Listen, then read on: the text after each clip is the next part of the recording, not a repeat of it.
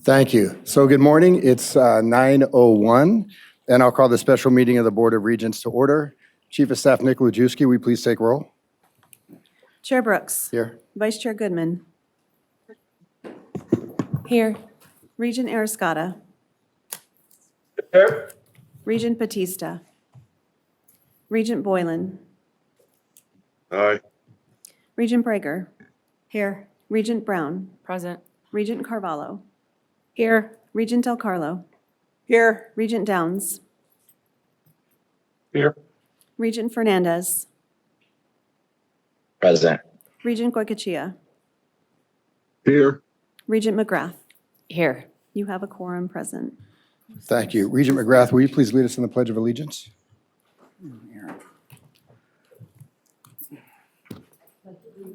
To the flag of the United States of America and to the republic for which it stands, one nation under God, indivisible, with liberty and justice for all. Thank you. We'll now move on to agenda item number 1, which is public comment. For those who'd like to call in and offer public comment, please dial 669-444-9171 and enter meeting ID 992-8475-3091 and passcode 555555. Is there any public comment at JBC? There's no public comment at this time. Thank you. Is there any public comment at the system office in Reno? None at this time. Thank you. So we'll move to public comment here in Las Vegas. Good morning. I wasn't planning to be here, and I apologize for what I'm going to say because I'm going to be mean, but you know I love you all, and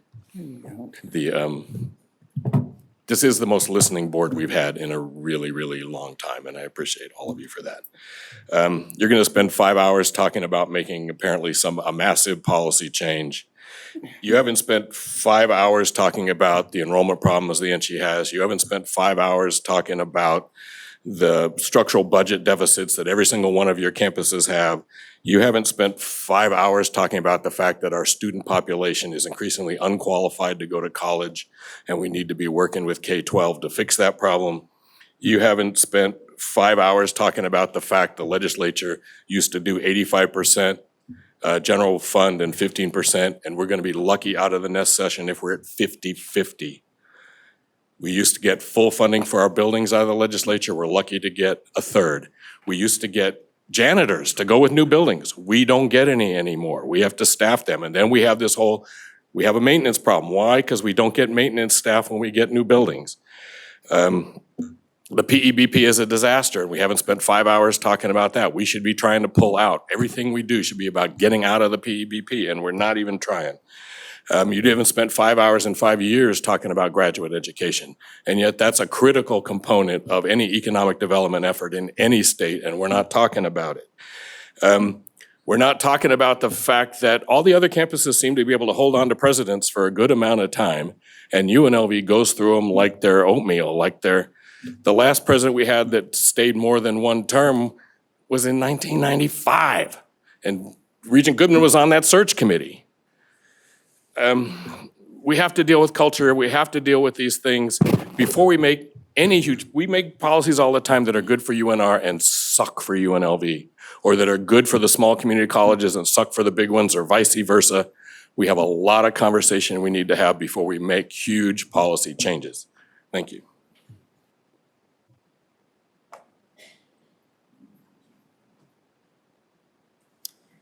My name is David Cooper, D-A-V-I-D-C-O-O-P-E-R, and I'm an associate professor of chemistry at Nevada State University. We are excited at Nevada State University for our this presidential search has been amazing, and we had a bunch of really good candidates. But I think all of the faculty, all of the students showed a really tremendous amount of enthusiasm for the candidates that were selected to come before y'all today. I think that we've made it. We're on the right track. I'm excited for the first time for a long time. So I'm just thankful for the board and for the search committee, and I'm looking forward to the future of Nevada State University. Thank you.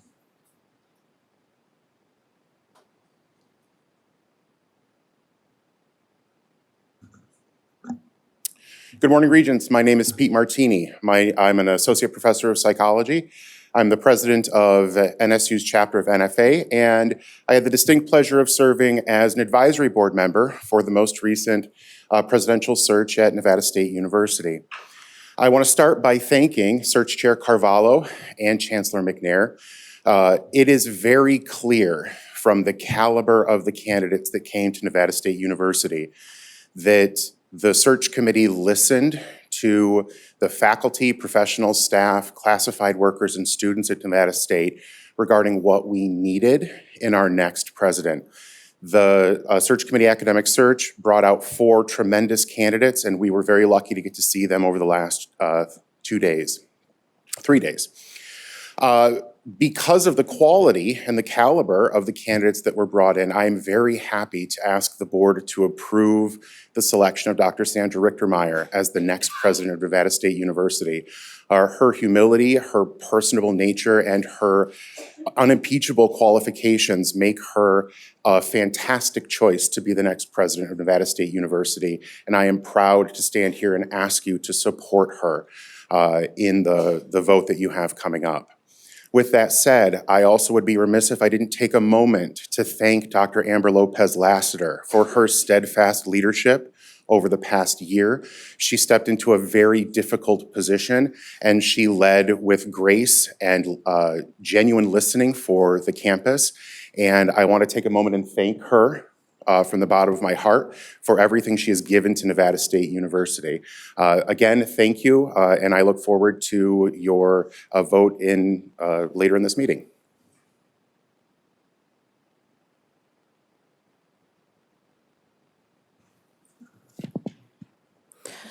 Good morning, Chair, Regents, Chancellor, and Presidents. My name is Lauren Beals, B-E-A-L-S, and I am a business school senator for CSUN, which is UNLV's undergraduate student government, and I also serve as a student engagement senator for their honors college. I am delivering this comment because I have seen and spoken with many of you at the past month at events such as the State of the University Address, Gwynn Center Gallagher Dialogues, and even the Nevada Business Hall of Fame last night. As a student and a leader, I genuinely appreciate you all, and I'm happy to see you at our events, and I want to encourage you all to attend more of them, especially our student-centered ones like our Welcome Week or Rebel Awards ceremony. CSUN is working very hard to make sure that our students know who you are and what power you have, especially after the tuition and fee increase that was passed. And we would appreciate it if you could match our efforts with your engagement. Thank you.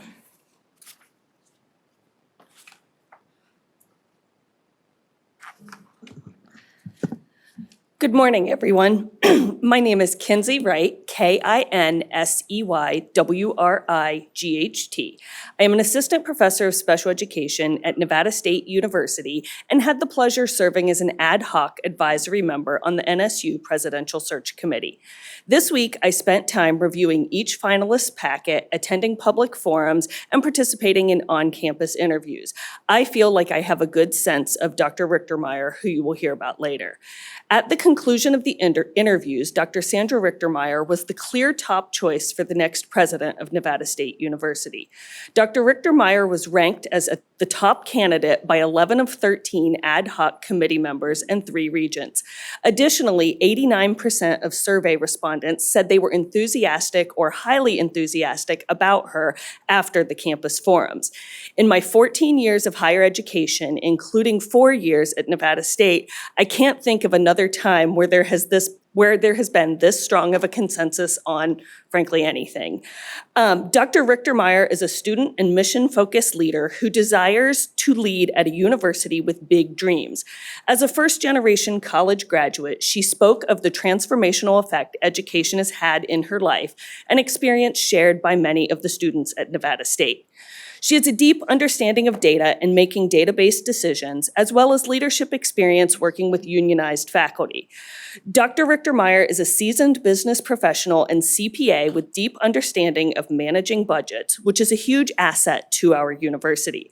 In conclusion, I believe that Dr. Sandra Richtermeyer is the president we need for Nevada State University in this moment.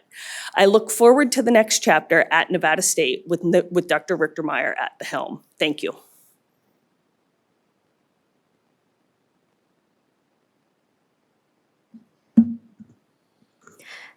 Good morning, members of the Board of Regents. My name is Stephanie Flores, and I have the honor of serving as Student Body President at Nevada State University. I'm here today to express my support for Dr. Richtermeyer as the next president. While I have primarily gotten to know her through the candidate forums, what stood out to me is how student-centered she appears to be. She speaks in a way that feels genuine, and she comes across as someone students would feel comfortable approaching. Someone who would listen and make us feel heard. In many ways, she reminds me of Dr. Pollard and our current acting president, Dr. Amber, leaders who lead with both strength and heart. And while in a perfect world, I would love for Dr. Amber to continue in this role, I believe Dr. Richtermeyer has the qualities to continue that legacy and grow into this position successfully. As a student leader, I want a president who sees us, values us, and is willing to grow alongside us. Based on what I've seen, I believe Dr. Richtermeyer can be that person. Thank you for your time and consideration.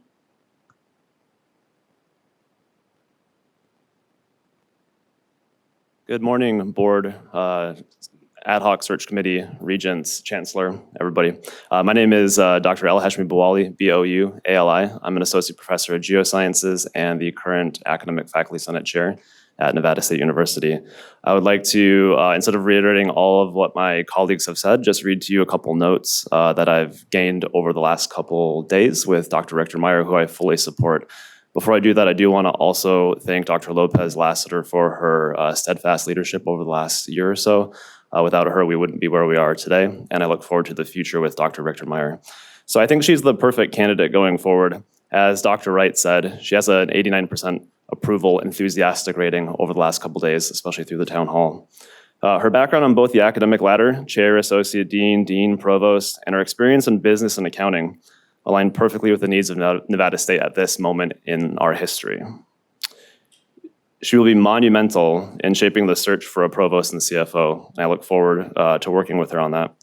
Her community-focused approach sets her up to create partnerships to find non-state funding for our programs and student initiatives, which I think is vital at this time. I'm going to read a couple quotes from what she said over the last couple days that I think really resonated with me and in particular, but with our students. She emphasized being always present, which I think is very important. She talked about building leaders and providing education and guidance to all constituent groups. She also took a moment during her interview yesterday to mention part-time instructors. I think possibly the only candidate who did, which really resonated with me as well. And so an underserved group that really needs some focus and attention. And so she mentioned emotional maturity for our leaders and reflecting when we make mistakes. And I think that's vitally important as well. So I hope that you approve her contract today, and I look forward to working with her. Thank you so much. Good morning, members of the board. I'm Chris Heavey, the interim president of UNLV, and I just wanted to say on the one-year anniversary of my service, thank you for allowing me to serve the campus where I've spent my entire career. It's been such an honor to be in this role this past year. Really proud of what we've been able to accomplish in the year, but I think I probably speak for all the presidents in saying that when you step into the president's role, it's always a learning experience. I'm also proud of having the opportunity to learn about what it means to be the leader of this incredible community of people at UNLV, and excited about what we can do together. And as I've said to this board, I believe before, I'm excited to serve as the leader of UNLV for as long as you'll have me. Thank you very much.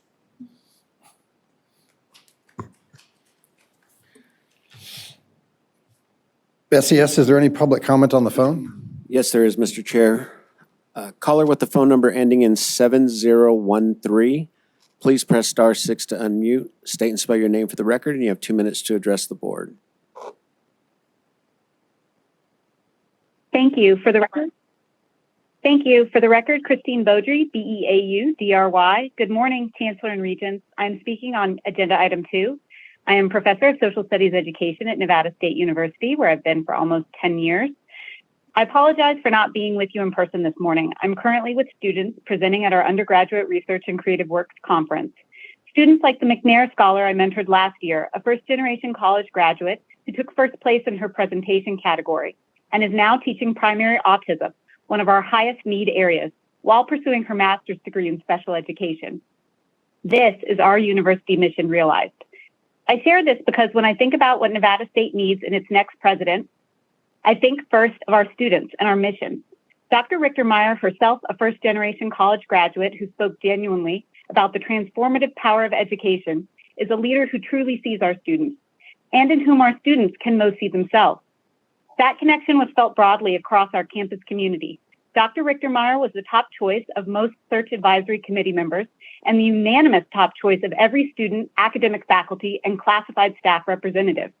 89% of Campus Forum respondents said they were enthusiastic or highly enthusiastic about her. This degree of consensus is rarely achieved in higher education. Faculty are ready to welcome Dr. Richtermeyer and to build a kind of trusting partnership that will enable Nevada State to make the most of this important moment in our history. I want to close by thanking Dr. Amber Lopez-Lassiter for her leadership during this period of transition, and to the members of the Search Committee, the Search Advisory Committee, for conducting a process that brought forward strong candidates. And I look forward to the board selecting Dr. Richtermeyer as our outstanding next president for Nevada State University. Thank you. And our next caller with the phone number ending in 5229, please press star 6 to unmute, state and spell your name for the record, and you have 2 minutes to address the board.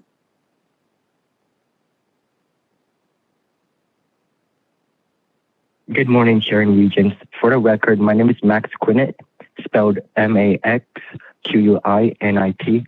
I'm a second-year student at Nevada State. I'm here to speak in strong support of Dr. Richtermeyer as the next president of Nevada State University.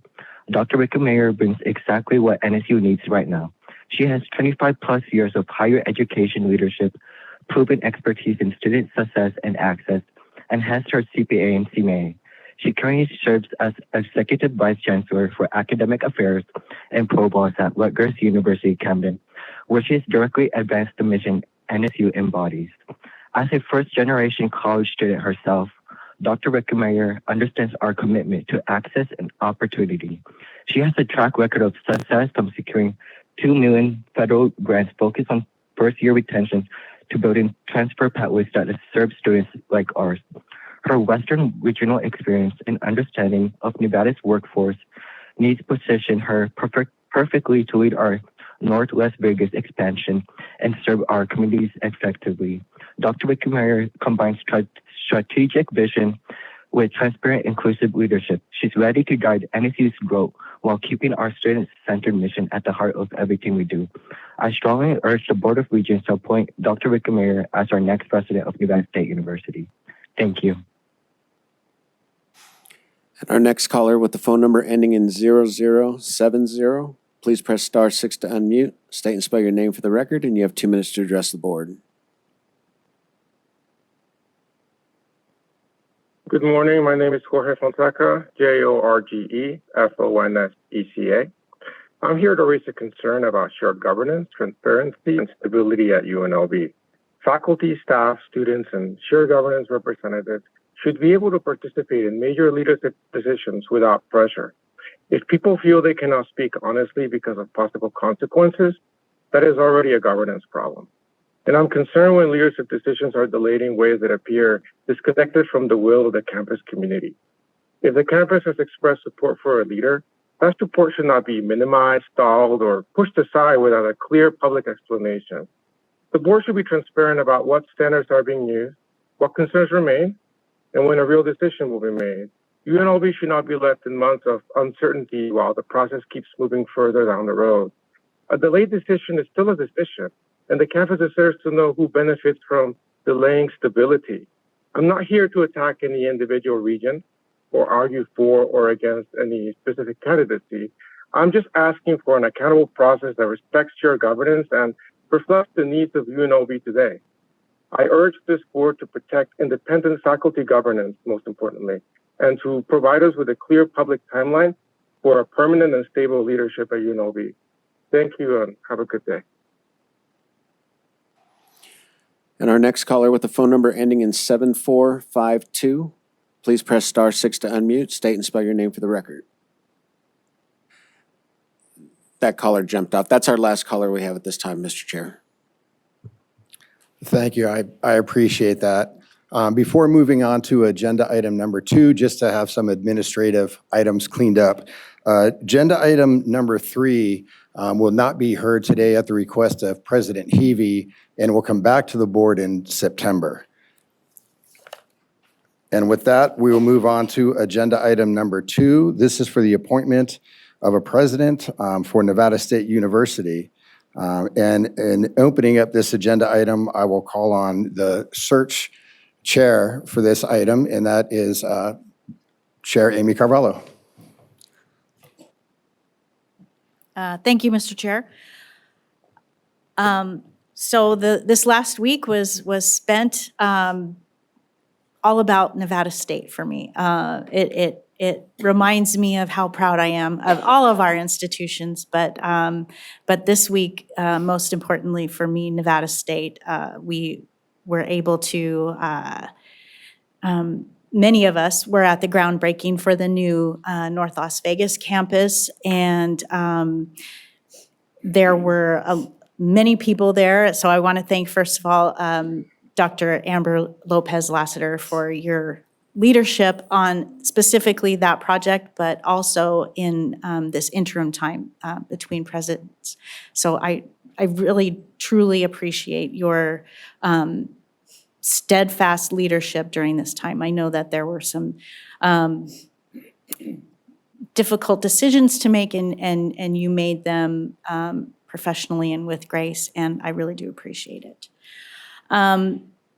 Also, this week, as we all know, we learned about 4 candidates for the permanent president of Nevada State. As the chair of the search committee, I worked very hard to bring forward 4 great candidates with the unwavering help of Academic Search. So I want to send a shout out to them for the incredible candidates that they brought. We had 108 people apply. So that's a real testament to Nevada State and to our system. So sometimes I think we get concerned about if anybody's interested. Well, I have my answer, and we have a great system. We have great institutions, and this search was a testament to that. So we had the forums on Tuesday and Wednesday, and yesterday was the search committee meeting along with the advisory members.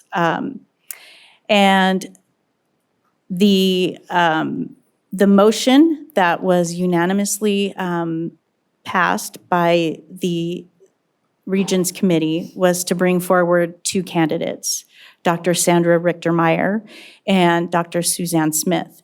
Last night, Dr. Smith decided to withdraw from the search, and so today we bring forward Dr. Sandra Richtermeyer for the board's consideration and approval.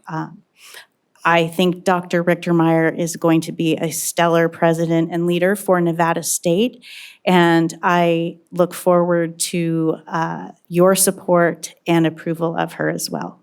Thank you, Mr. Chair. Thank you, and thank you for all the work that you and the committee did during the search process. It's a heavy lift, and I know it takes up a lot of time, and so I'm very thankful for the amount of involvement that we were able to have as Regents and bringing community members and stakeholders together for this significant decision. And I also want to thank Amber Lopez Lassiter for the amount of work that she's done over at NSU, because it's been tremendous coming from a chief of staff and navigating the waters in that manner, and then moving into an acting president role. I know was a great distinction in some of the things that needed to be done and the responsibilities that you had, and you've done an absolute fantastic job. So thank you again for all of the hard work and the time that you put into this. With that, I'd like to open up the floor really for board discussion specific to frankly, Dr. Richtermeyer and her coming before us as a candidate. So it could either be discussion or I can ask for a motion. Vice Chair Goodman? Are we afforded the opportunity to ask any questions, or is it just we vote now and then if it passes, she comes through? Well, my understanding of our policy is if one candidate comes forward, that there's just an approval process. If Great. 2 candidates were to come forward, we would have the opportunity. That's to okay. do I'll just say it for the record then, right here. So I do, what I'd like to say is, I think it's important to understand that we're coming up on a session and that there is a lot of institutional knowledge that our current acting president has. And I think I would just like to put on record, I think it would definitely benefit Dr. Richter-Meyer if she kept someone with this kind of knowledge and ability at a session on staff to help navigate over this next probably year to get through the next session. And I just wanted to advocate for our Dr. Amber Lopez Lassiter to possibly stay on and help with this institutional knowledge, help with the session. I've never been to a North Las Vegas event with that many attendees, and so I just really think that it would be a benefit. So I just wanted to put that on the record. So thank you, and thank you for all your work, Chair Carvalho. Regent O'Carlo? Thank you, Chair Brooks, and kudos to you, Amy, or Regent Carvalho, for a very robust search. 108 applications, I thought yesterday was, that was the big number that you got narrowed down, and I thought they were all amazing candidates, and Academic Search did a great job. But I too want to echo what Regent Goodman said, and thank you, President Lopez, Acting President Lopez, for the amazing job you did, and not easy to step in, and you had some difficult things to attend to, but I had never been to North Las Vegas. I didn't even know really where it was. I mean, really, I didn't. I had never really been up there. So I thought it was an amazing groundbreaking, and I could feel the love and the respect for you, and I agree with Regent Goodman that our new president coming in, if she's approved today, would be really remiss not to keep you and keep you. Your expertise is that business development, and you got your secret sauce, who we know that is. That's Vic Redding, for those of you who don't know, who's done these public-private partnerships. So she was my number 2 choice yesterday, and the first one was the lady that dropped out. But I thought either one of them could serve admirably, and Nevada State's in a really exciting point in his time, 25 years, and such a beautiful campus, but to reach out into North Las Vegas and go where the students are and where the need is so great. I had the pleasure of being at the CSN Gala last night and sat at the table with Mayor Goings Brown and complimented her on all she's been doing there too, and what a great partnership. So it's nothing but thumbs up. So thank you, Amber. I just wanted to acknowledge you publicly for your great job. Appreciate you. Thank you. Thank you. Regent Breger? Thank you. In case there's not another opportunity, I want to make sure I don't miss this. To Amber Lopez Lassiter, I go back, I think, to my CCSD days, so it's been a lot of years. I think I won't start saying how many anymore, but the growth that from those years to now, and not as judgmental, is absolutely amazing. And it's nice to watch someone take a seat that can be controversial, but you did not miss a step in regards to what was so important in that North Las Vegas item. And that is going to change lives that I don't know if everybody can imagine. I grew up over there for about 5 years, many years ago. And to see what's happening now for the students that think they can't go to college, when now we can instill in them that they can, and they'll have that opportunity without a 40-mile drive, where a lot of times they don't have transportation. Thank you for standing strong on that and not giving up to that commitment of what you want to do and how you want to do it. And since it's been said, I do agree. I think a new president should have the opportunity to look at what they want to do and how they do that. But I do think in this particular case, I would be remiss in not saying that as far as with a legislative year looming over us and how the personal relationships make a difference, I would hope that there would be some continuity for a period of time. So thank you for all that you've done. Regent Carvalho? Thank you. I didn't know if there were other regents who wanted to speak before, but Chair, I raised my hand, but it apparently doesn't work. Regent Goycochea, I'd like to get on the record. Certainly, Regent Goycochea. I think it does work. I just didn't notice it. Thank you. All right, I'll lower it now and we'll see what happens. But anyway, I just want to first and foremost kudos to the Regents and the search committee. We sat in and watched about 8 hours of it yesterday. That's really all I've been involved, but it was a lot of hard work, and kudos to the search committee. I like the two top candidates that came forward. I thought that were very good selection. All I can really say now with Dr. Rickmeyer, I hope he recognizes how critical it will be to maintain that team you've got on the ground there with Acting President Lopez Lassiter. I couldn't, and I'm sure she will be. She has to recognize what Acting President Lassiter is bringing to the table and that team there. And I'm sure if she's as good as we think she is, she will recognize that and make sure Amber doesn't get away. So thank you with that.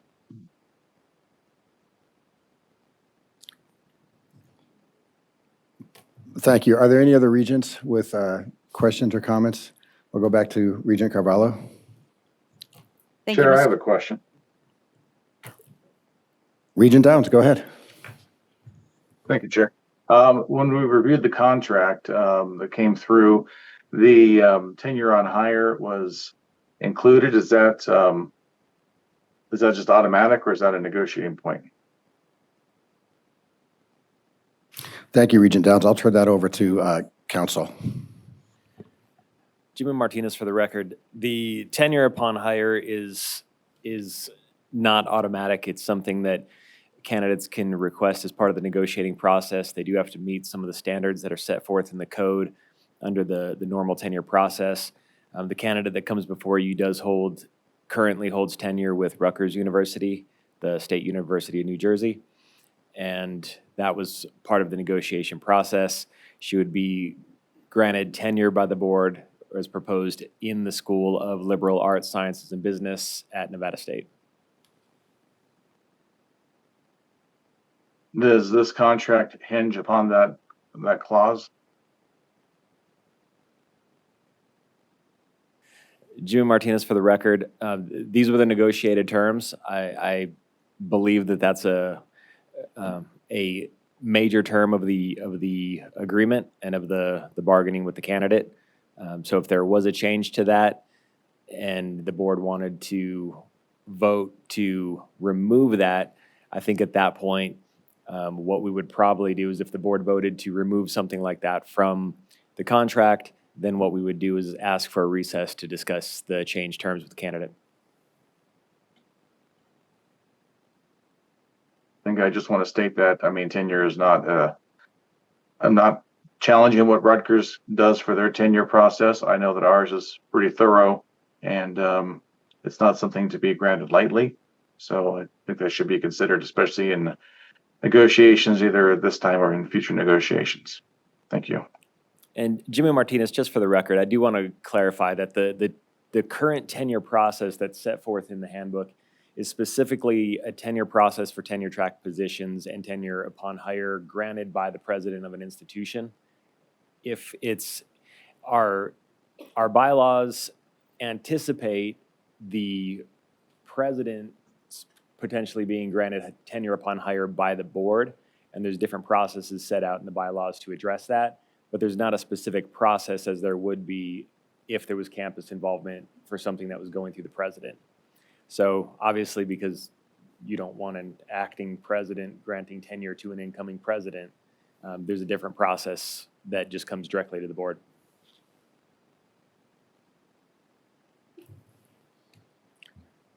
Okay, I appreciate that. I know what you're saying. I'm I think that we should, as a board, consider in the future being a little more restrictive on when we grant tenure on hire. I'm not saying this candidate doesn't deserve it. I'm just saying that it should just be something that's handed out so easily and quickly. Thank you.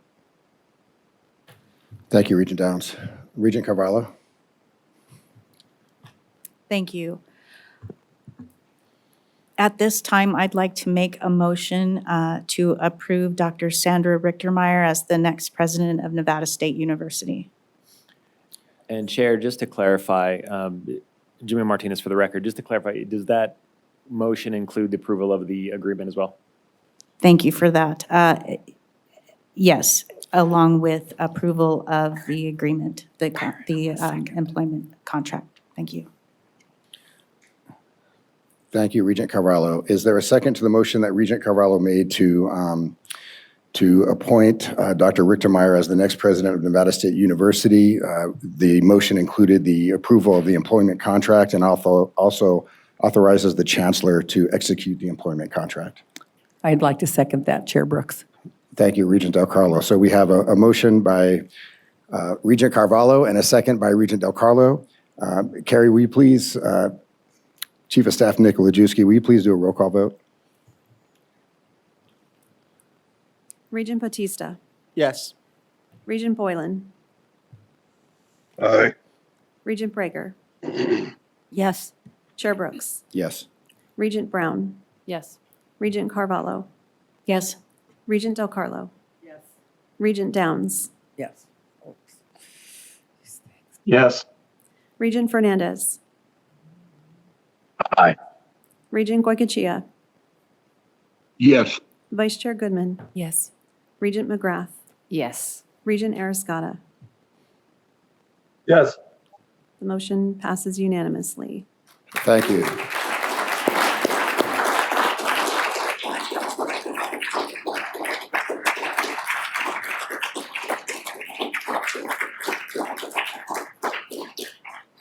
Congratulations, incoming President Richtermeyer. And if you'd like to offer some comments, I'm happy to provide you the floor to do so. Thank you all.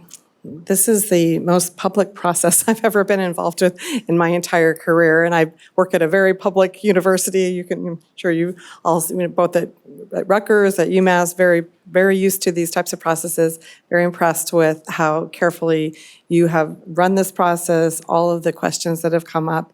I'm really grateful to be here with all of you. I just feel it's such a great energy in this room. I really respect, and it's fun to see all of you in person because I've watched your meetings online. And the very first experience I had with Nevada State was I watched Dr. Amber Lopez, and I watched your, and you say Dr. Amber Lopez Lassiter. I want to say your full name, and I want to say it absolutely as, because I felt like you were the first person that I really got to virtually see, right? I watched how you delivered the State of the University address. I watched some of your social media posts, all these different things. And it got me familiar with it, and it got me interested to apply. Like, there's a lot of good things going on here. So I really respect the comments you made about organizational history and how you build a team. And I am not a leader that comes in and just starts over with the new team. I've watched that many times, and it's not a good process in higher ed. It's just my opinion. That's how I work. Now, that doesn't mean you don't bring in fresh eyes, and you build things as you find areas that need to grow and change, and that's hopefully going to happen because we have a lot of good work to do at Nevada State. We have a lot of potential, right? There's so much happening. The state, all the systems, all these other presidents. My goodness, I'm so impressed with everybody. So, and the way you come together, it's really fantastic. So it is a little different in the state I'm in now. Great place, but we would never have all of the presidents together. Sometimes I'm the only one that shows up to things. And I'll say, oh, we would never have anybody from Rutgers there. And I wish our state would come together in this way. So it's a good role model. I appreciate the comments about tenure. I each year, this year I've reviewed 160 tenure and promotion applications because I serve on the Rutgers-wide Promotion Review Committee. And I think since I've been there, I've probably, I don't know if it's close to 500 packets, which is a lot of people. And this is people at every level, at medical schools, law schools, you know, you name it. And you are absolutely right. Tenure is something that you look at very carefully. And I'm sure that you will look at that. It sounds like it's something you can look at as a policy item going forward. But I want to assure you, I've been tenured at 4 institutions. The University of Wyoming, I was tenured and promoted to associate professor. I went to Xavier University, came in as an untenured associate, earned tenure, then became a full professor.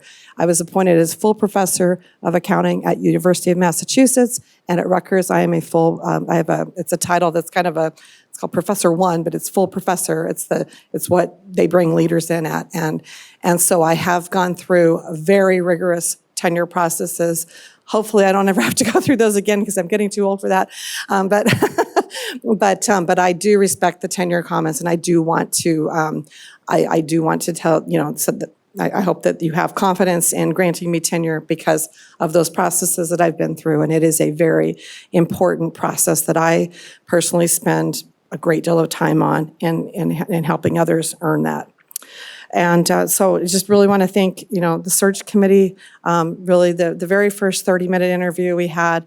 Chair Carvalho, I really liked the way that you asked me questions, and it was just a good initial connection. And I was really honored, Chair Carvalho, to continue. And I'm really thankful for the search committee overall. The other candidates, they seem great, and I'm sure I'm going to cross paths with them because higher ed's small. You see people all the time. In fact, you know, I really, they were amazing, and I wish them the best. It's tough to go through a public process, and I don't want to have a lot of other things to say, but just excited about the access and the opportunity, all the things that are happening here in this great state. It's really nice to be back west. Really nice to be back west. As you know, I'm from Wyoming. I spent the most, big part of my life in Wyoming, Colorado. Spent a lot of time here, have lots of friends here, and this is a good place. It's a really good place to be. So just very grateful. And I don't know who one of the callers was, but I heard McNair Scholars mentioned. And then I asked, we have McNair. I love McNair. I didn't even know that. I have been a huge fan of that. And every time I hear somebody share something else, I learn something new that is like, oh my gosh, that's so much what I'm used to and what I've been, where I've been involved. So this is very similar, leading Nevada State is very similar to the environment I'm in now. I know it doesn't seem like it because it's in New Jersey or I was in Massachusetts, but believe me, it is all about student access, opportunity, support of the community, faculty, staff, students, building relationships with the community, the nonprofits, the government leaders, business leaders, you name it. That's what this is about. And I know that this system is set up to do that really well. I want to be the best partner I can with all of you here in the room. And I know that, we'll all work together and move that forward. And I hope that's helpful. I didn't plan a lot of other remarks, but I appreciate you giving me the time. Now you have a really full day today, and really enjoyed always enjoyed listening to public comments too. I know today was a lot about this, but just the way that you have your forum set up for that, it's really interesting, and I really like that. So thank you very much. I'm really excited. And I don't know if there's any questions for me or anything, but I hope that you have a really great day of decision making and all the care and concern and stewardship you provide for the system and for the state. It's really important work, and I wish you the best with all of that. And I look forward to seeing you at the next round, the next meeting that I attend. I don't know when that'll be, but but I look forward to that. So thank you. Have a great day. Thank you. Congratulations again. We're going to take a 10-minute administrative break for introductions and congratulatory comments to the new incoming president. Thank you. All right. Well, welcome back to the special meeting, and I'm glad we were afforded an opportunity for introductions and congratulatory remarks. What we'll do now is move on to agenda item number 4. This is a leadership workshop initiative. And what I'd like to do is at least talk for a quick introduction for who is leading this initiative with us this morning, and that's Tom Skanke. And just a few notes, bullet points specific to him. He's been a resident and business owner in Southern Nevada for over 35 years. During that time, Tom has served as the CEO of the Skanky Company, the Las Vegas Global Economic Alliance, and now Metro Motion. He's been entrusted to work on complex transportation and policy initiatives by influential leaders, including former U.S. Senator Majority Leader Harry Reid, former Governors Brian Sandoval, Jim Gibson, and Kenny Gwynn. His work reflects a deep understanding of how strategic policy and public-private partnerships can transform regional economies and improve long-term outcomes. And I'd like to turn it over to Tom to introduce himself a little further. Thank you.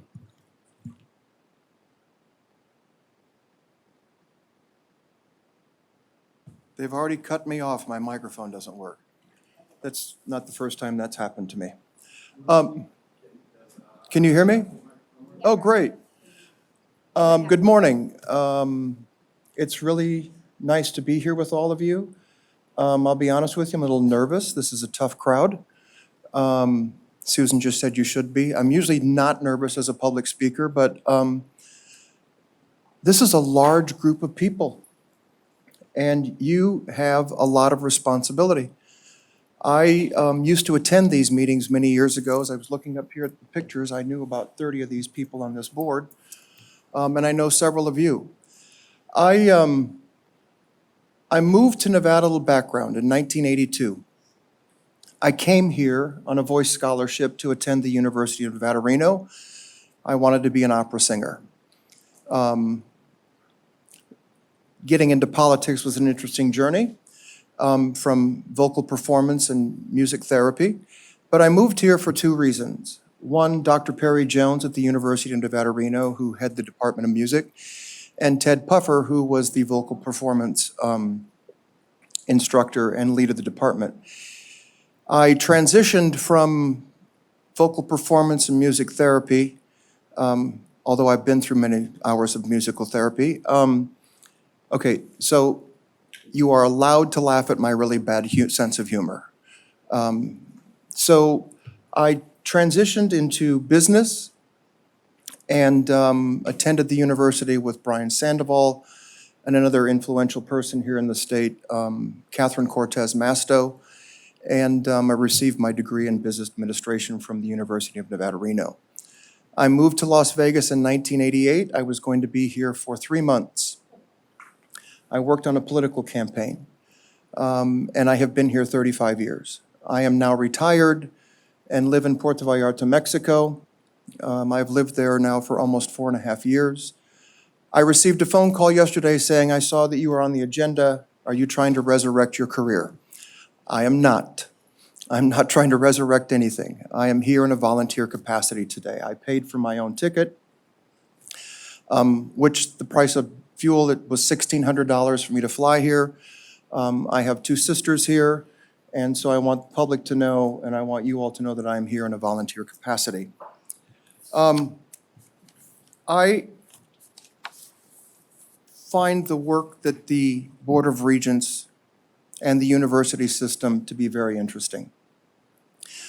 When I served as the president and CEO of the Economic Alliance, and I took that job primarily because Brian Sandoval was governor, and I enjoyed the vision of what the governor had for doing economic development in the state. So I sold my company and I took that position. And the one thing that I really learned was how important the system of higher education was to the work that we were doing at the Economic Alliance.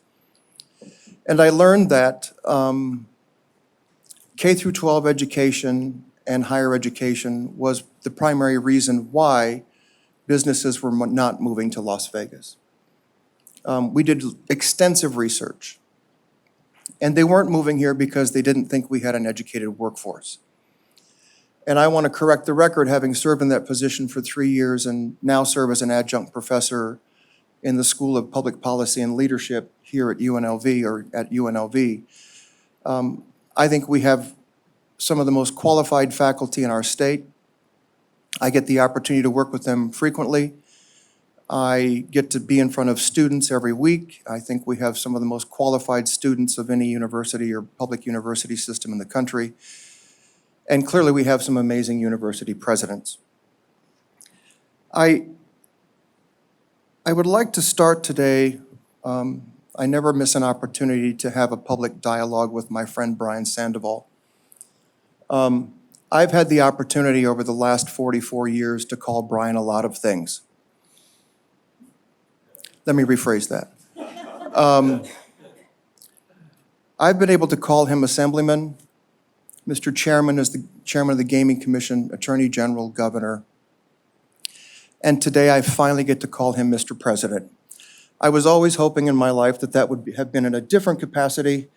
I always thought he should have been president, but I'll take Mr. President at the University of Nevada, Reno. So Brian, it's always good to see you.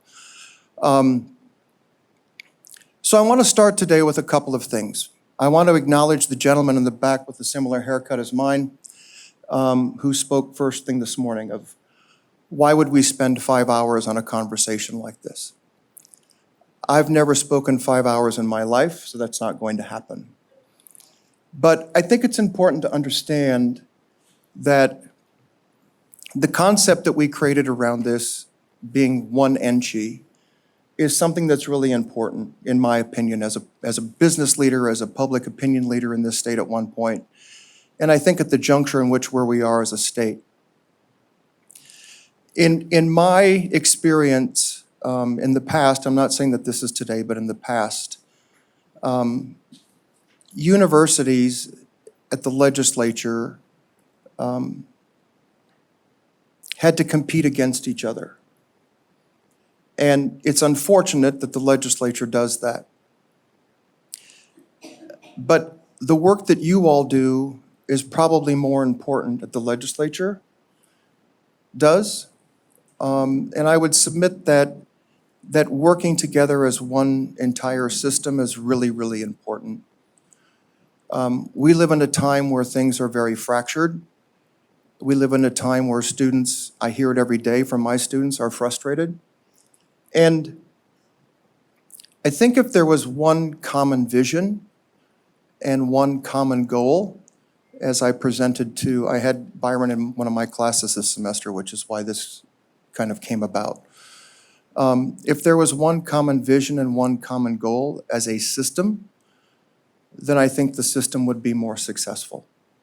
I've been around this state a long time. I've been involved with politics since I moved here in 1982 and to attend the university. And to me, this should be the least political board in the state. As a resident, as a taxpayer, as a voter, I still come back and vote. It's still my right, and I'm going to do it as long as I can. But I believe that the work you do is more important than what the legislature does. You're educating the future of our state.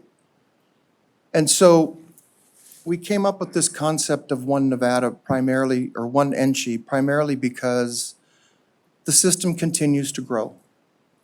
And your responsibilities continue to increase as well. So I want to, by the way, does anybody have any questions for me about me or anything like that?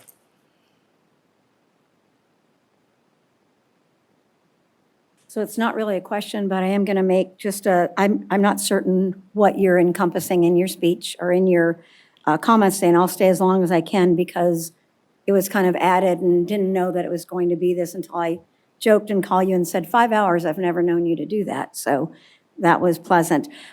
My concern is how far you go, because in speaking with the chancellor, which I do, and I think all of us do often, is we were going to be working on a strategic plan. I'm hoping we're not going down that path. I know we were asked what was one NSHE mean. You know, it sounded like a space program to me or something, but I think that it takes the whole board to be able to dialogue and know ahead of time what we're doing, why we're doing it. And so I prefer that type of a situation. That's just me. But I do hope we're not being strategically too deep into this when the chancellor is ahead of our system. And I would love to hear where he was going and what he was doing. So that's just my comment. As much as I know you for probably 30 years, you know I'm going to speak what I think. I wrote you your first check for school. That's right, board you trustee. did. That's a while ago. 29 years ago. And that's why I won, you know, so no. That's exactly right. That's Lucky right. money. I just wanted to compliment you on that. But in all seriousness, it means a lot to me when chancellor leadership was going to do something that is strategically placed. And so I think that I don't know what you're doing today, but, and I'll stay as long as I can, but that's where I'm coming from. So I appreciate the comments. I'm not here to do a strategic plan. I'm here to hopefully facilitate a dialogue that may lead into that. I'm not here in any other capacity but to volunteer and assist in a dialogue. Most of you know I'm a disruptor. I love that. I love controversy. I thrive on it. In fact, it's my drug. But since we're having an open and candid dialogue, when I walked in here this morning, I'll tell you what I felt. Can I be honest with you, Susan, and direct? Okay. I just want to make sure. It's the only way I operate. Right. So I'm going to be honest with everybody. When I walked in here this morning, man, there was a lot of tension. A lot of tension. And having open dialogue and conversation, I think, is healthy.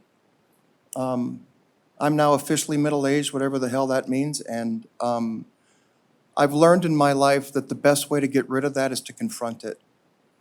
And so sometimes in public hearings, it's difficult to do that. But I think it's important to have those dialogues and oftentimes, think about larger concepts and bigger things to do. I'm a transformational thinker. One of my favorite quotes is from Eleanor Roosevelt, right? Big minds talk about ideas. Are you all familiar with that quote? Big minds talk about ideas. Average minds talk about events. Small minds talk about people. And so today, I want to be a person to lead a dialogue around big minds. I want to talk about ideas because it's really easy to talk about people. No one loves gossip more than me and my old friend Harry Reid. His favorite magazine was People magazine. Loved gossip. I love it too. But I prefer to talk about ideas and where we can go as a community, where this system of higher education can lead to, which may lead into a dialogue for what the strategic plan could look like.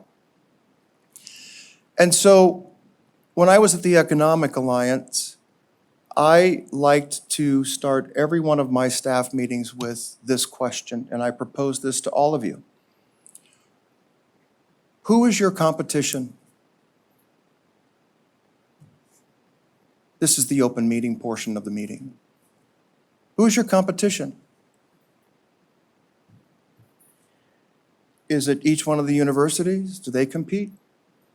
We are a system. We do not compete. Our competition would be outside individuals that come into our state, I would say. So, good.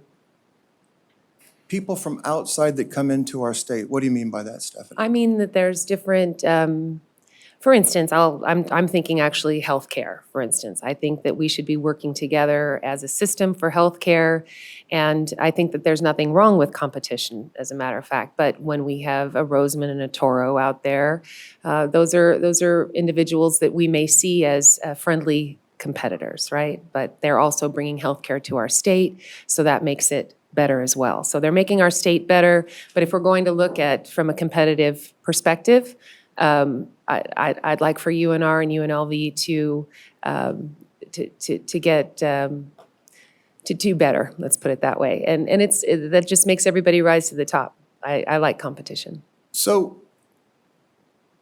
if they're competition, who else is competition?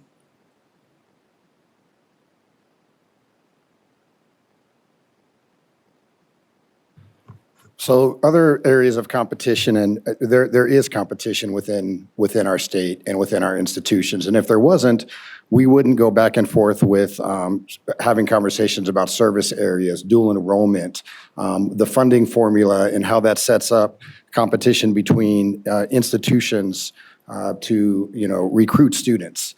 There would be a list of things that we could talk about that perhaps are not as unifying as it would be fantastic to be. There's aside from competition within our own state of Phoenix University, other areas, other folks that are coming in to provide academics. There's neighboring states. There's Utah, there's Arizona, there's places in California. And so when someone's taking a look at where should I, get my education, there's certainly places that folks have choices of.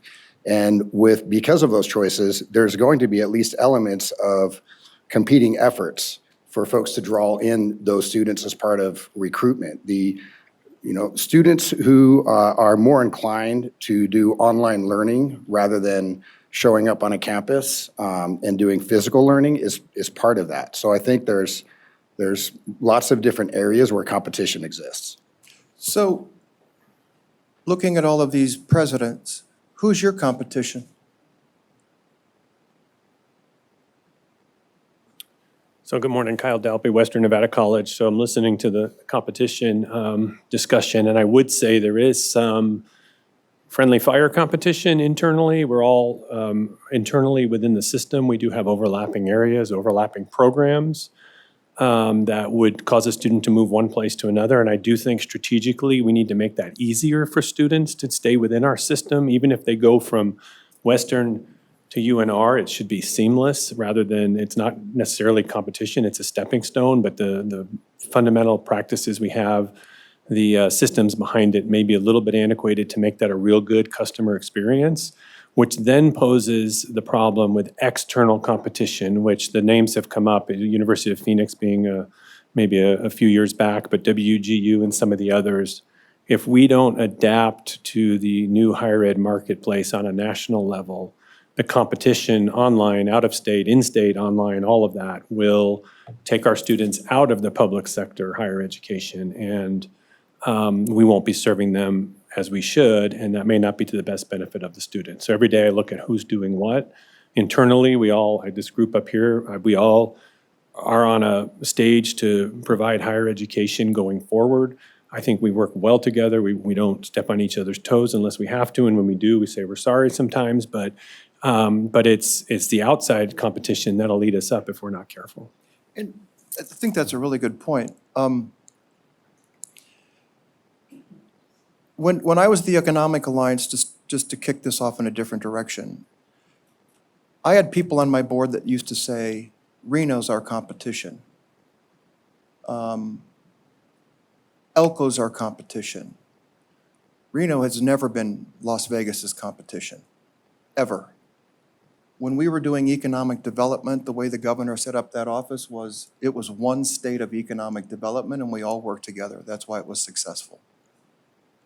My competition was Singapore. My competition was not Phoenix or even California. My competition was Incheon, Korea. My competition was Beijing. My competition was France. My competition was not even in the United States. By the way, it was Mexico City. I tell my students all the time today, if I were in the university system today, I would be fluent in Spanish and I would move to Mexico City. That's where there are opportunities for Americans. I've been to over 15 different campuses around the world. I've been to 42 countries. I've been to 15 different university campuses around the world. The University of Madrid offers a program taught by English-speaking professors for English students, and they attract over 75,000, if I recall the number correctly, American students to their campus every year. That's our competition.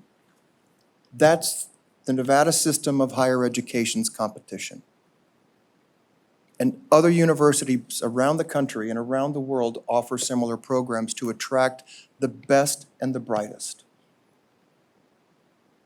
I had a meeting here I don't want to make this a meeting of what ifs, but when I was at the Economic Alliance, I had a meeting here at the University of Nevada, Las Vegas, and asked why we weren't doing autonomous vehicle engineering programs.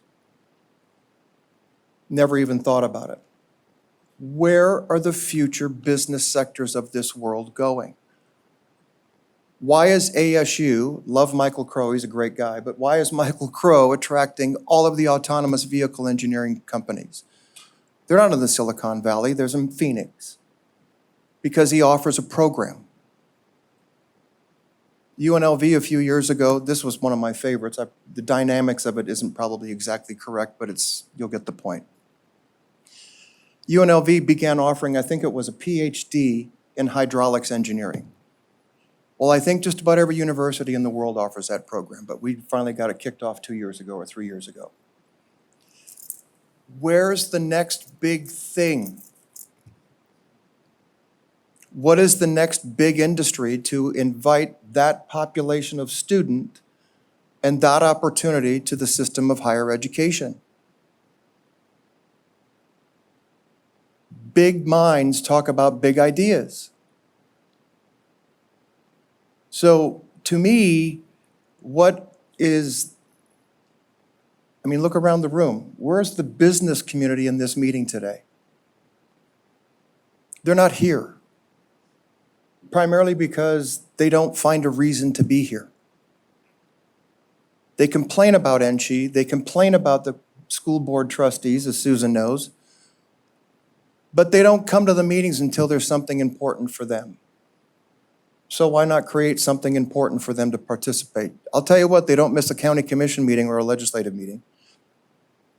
They all begged for a meeting to meet with Mayor Goodman, so did I. And everybody wants a meeting with the governor, but why aren't they in this room? What can you do as leaders to engage the business community? Because they're counting on these presidents to deliver an educated workforce and you all to make those types of decisions. So your competition is not each other, your competition is the rest of the world, and what are you doing to be globally competitive? Do you reach out to other regions and other programs around the country to find out what they're doing and what makes you different from them and them from you? I mean, one of the most successful programs that I have found is the Western Governors Association and the National Governors Association. Those governors met frequently to have meetings, regional meetings about what was working in each one of their states and what wasn't. So when you think of a one system, if you're all competing against the rest of the world, then you're not competing with each other. And that makes a difference. And that's one thing that I think Brian Sandoval did an extremely good job of when he redid economic development. So asking the other presidents, who are your competition? I'm not running this meeting, this is an open dialogue. For the record, this is Amber Dinelli, president of Great Basin College. I couldn't agree more with the fact that we are competing with innovation and technology, and that we are in a system that moves very slow. And so we border Utah and Idaho, and they are moving very quickly. I know it's very controversial to bring up the 90-credit bachelor's degree, but by the time we socialize this over the next year, Weber will have added several more of these. And so the competition is going to get steeper, but also the reason why we're doing that should be glowingly obvious in the fact that our industry is looking at this. There's a pathway forward for these students to go into the workforce at a faster pace, where they pay for less credits and are able to move into the workforce immediately when we have not enough people to fill said workforce. And so when I look at our system and we talk about socializing any of our degrees, an entire year, we're behind the process of how long it takes things to move through, which also is one of those things that we have to compete with. So I just want to bring up the fact that things are moving really quickly, and I would appreciate if we had a system that could keep pace.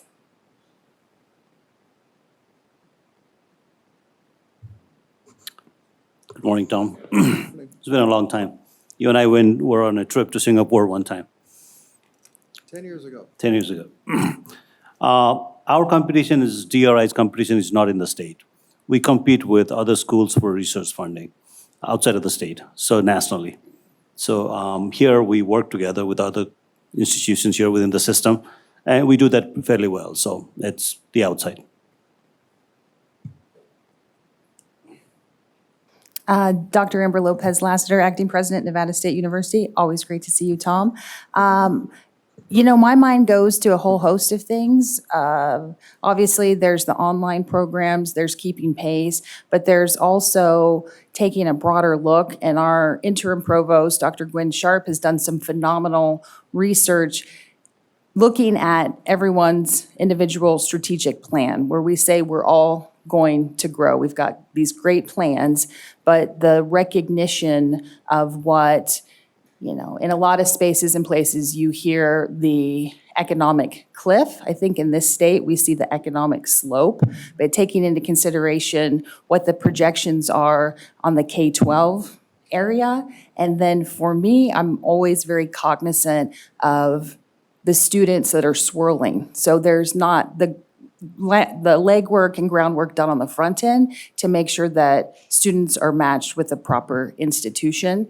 I understand I sit in a lovely position in the mid-tier, so I don't have the same push and pull between the other institutions. I see it much more collaborative, but partially our competition is within ourselves of how we best determine, and I know the chancellor referenced this when he presented to the interim finance committee, but the FAFSA, so working hand in hand in K-12, but figuring out what those long-term pipelines look like.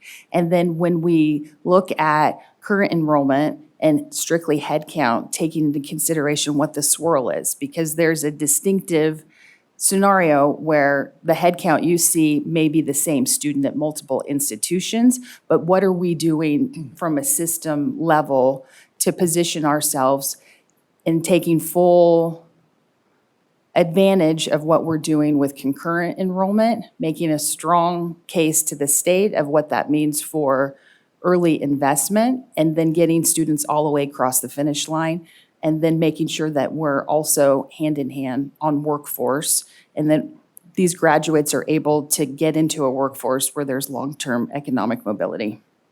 And just to follow up on that, with all of you so far, is that a policy recommendation from the system to the legislature, or is that a system fix? Or is that a legislative fix? What's the fix? To me, that's a system discussion where there's clarity on what the goals are and who is working to secure enrollment in the right places. So making sure that that fit is happening on the front end and that things are complementary. Understanding there's always going to be some of that inherent competition, but for Nevada State, I would love nothing more than for our students to graduate and go to graduate school. So that would be with our sister institutions, UNLV, or for our students have the opportunity to go away to graduate school, which would be UNR. Yeah, so if you look at the Arizona system of higher education, Dr. Michael Crow has put a U of A campus right next to his ASU campus in downtown Phoenix, and they look at each other as complementary, not competition.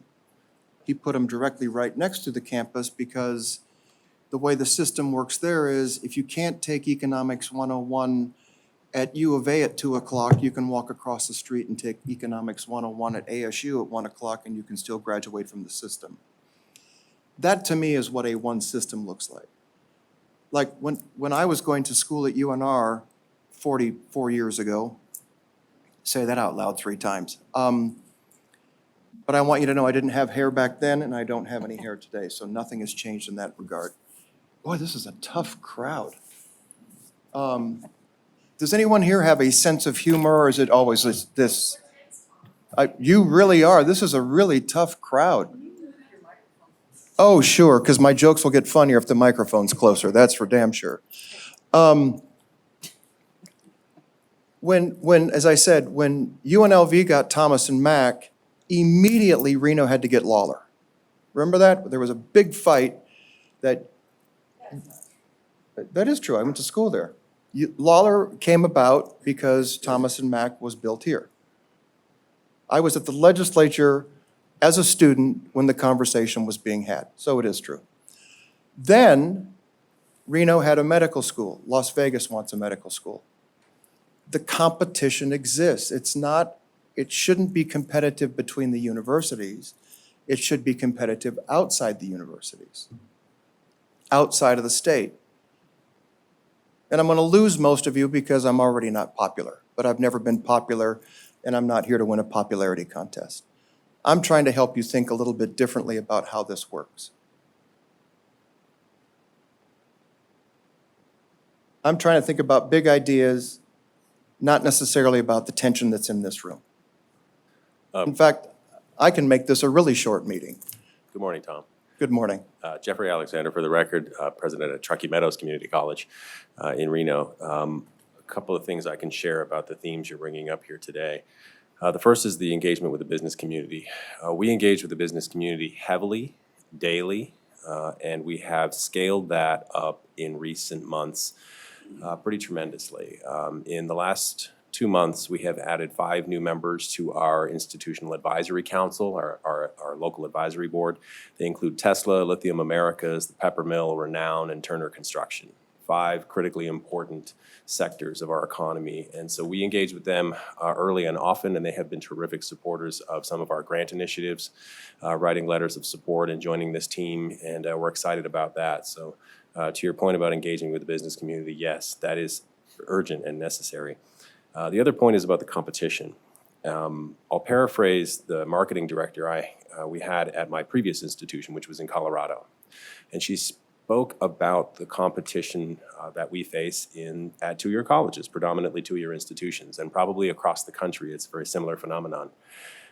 She would ask people, do you know what our biggest competitor is? And people would guess variably. It might be the university down the road, it might be another school, it might be online, and she said, no, you're wrong. The biggest competitor we face in this market is low-wage jobs and the welfare state. The majority of people whom they try to recruit would ultimately stay in that space, probably for the rest of their working lives. And recruiting them away from that spin cycle, if you will, was the work that she did as a marketer. And she believed in it very firmly. And the work that we do to get the scholarships to the students so that they can enroll and retain and persist all the way to completion that's the work that we do. And that to us is the greatest competition. Time and money are the 2 biggest obstacles to completing a college degree. That hasn't changed virtually in forever. And we can change many of the variables along the way, but time and money and not enough of either are the principal reasons that students do not complete a program for a variety of reasons pertaining to family and work and just the need to survive. And so we see our biggest competition really as those forces. And getting students to come to us and believe in themselves until they complete that program and move on to better circumstances, that to us is success. And we're happy to partner with anyone in that space. I don't view the people at this table and these other institutions as competitors. We really see those forces of poverty, chiefly, as being our biggest threat. Good afternoon. Good morning. I'm Chris Heavey, interim president of UNLV.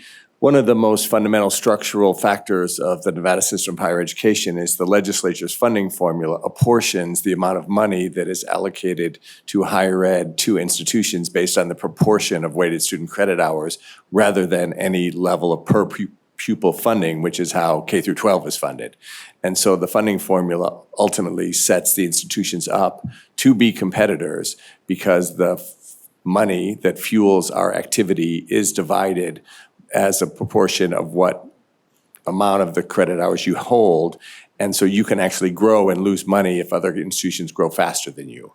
And so that essentially makes it a fundamental reality that we want to be cooperative, but our funding structure drives competition. And so what I would say to that answer the question is everybody is our competitor in some sense. We want to work with our colleagues and all the presidents get along well, but ultimately we compete with every institution in the state for state funding and every institution out of the state for students, including institutions like Southern New Hampshire University that has a $150 million advertising budget, which is a substantial portion, probably 50% of the full state allocation that comes to UNLV, they spend on advertising. And so we are a set of institutions that work, and we've looked at the normative data, with very low per pupil funding in a highly competitive environment, including against institutions like Western Governors University that essentially has no faculty. They basically buy their courses from publishers and hire tutors and hire coaches and offer degrees at a fraction of what it costs to actually employ human beings to do the work of developing and delivering curriculum. So it's a complicated environment and moving very rapidly, as Amber noted, especially with forces like AI and things like the Khan Academy getting into the business of higher education in a large way. And so it's a highly dynamic and challenging environment. You might think about the NIL environment in higher ed, in NC2A and what that's turned over, what that's done to college athletics. Those kinds of forces happening in higher ed are much even more multifaceted and challenging to navigate. And this is going to be a time of great change. Thanks.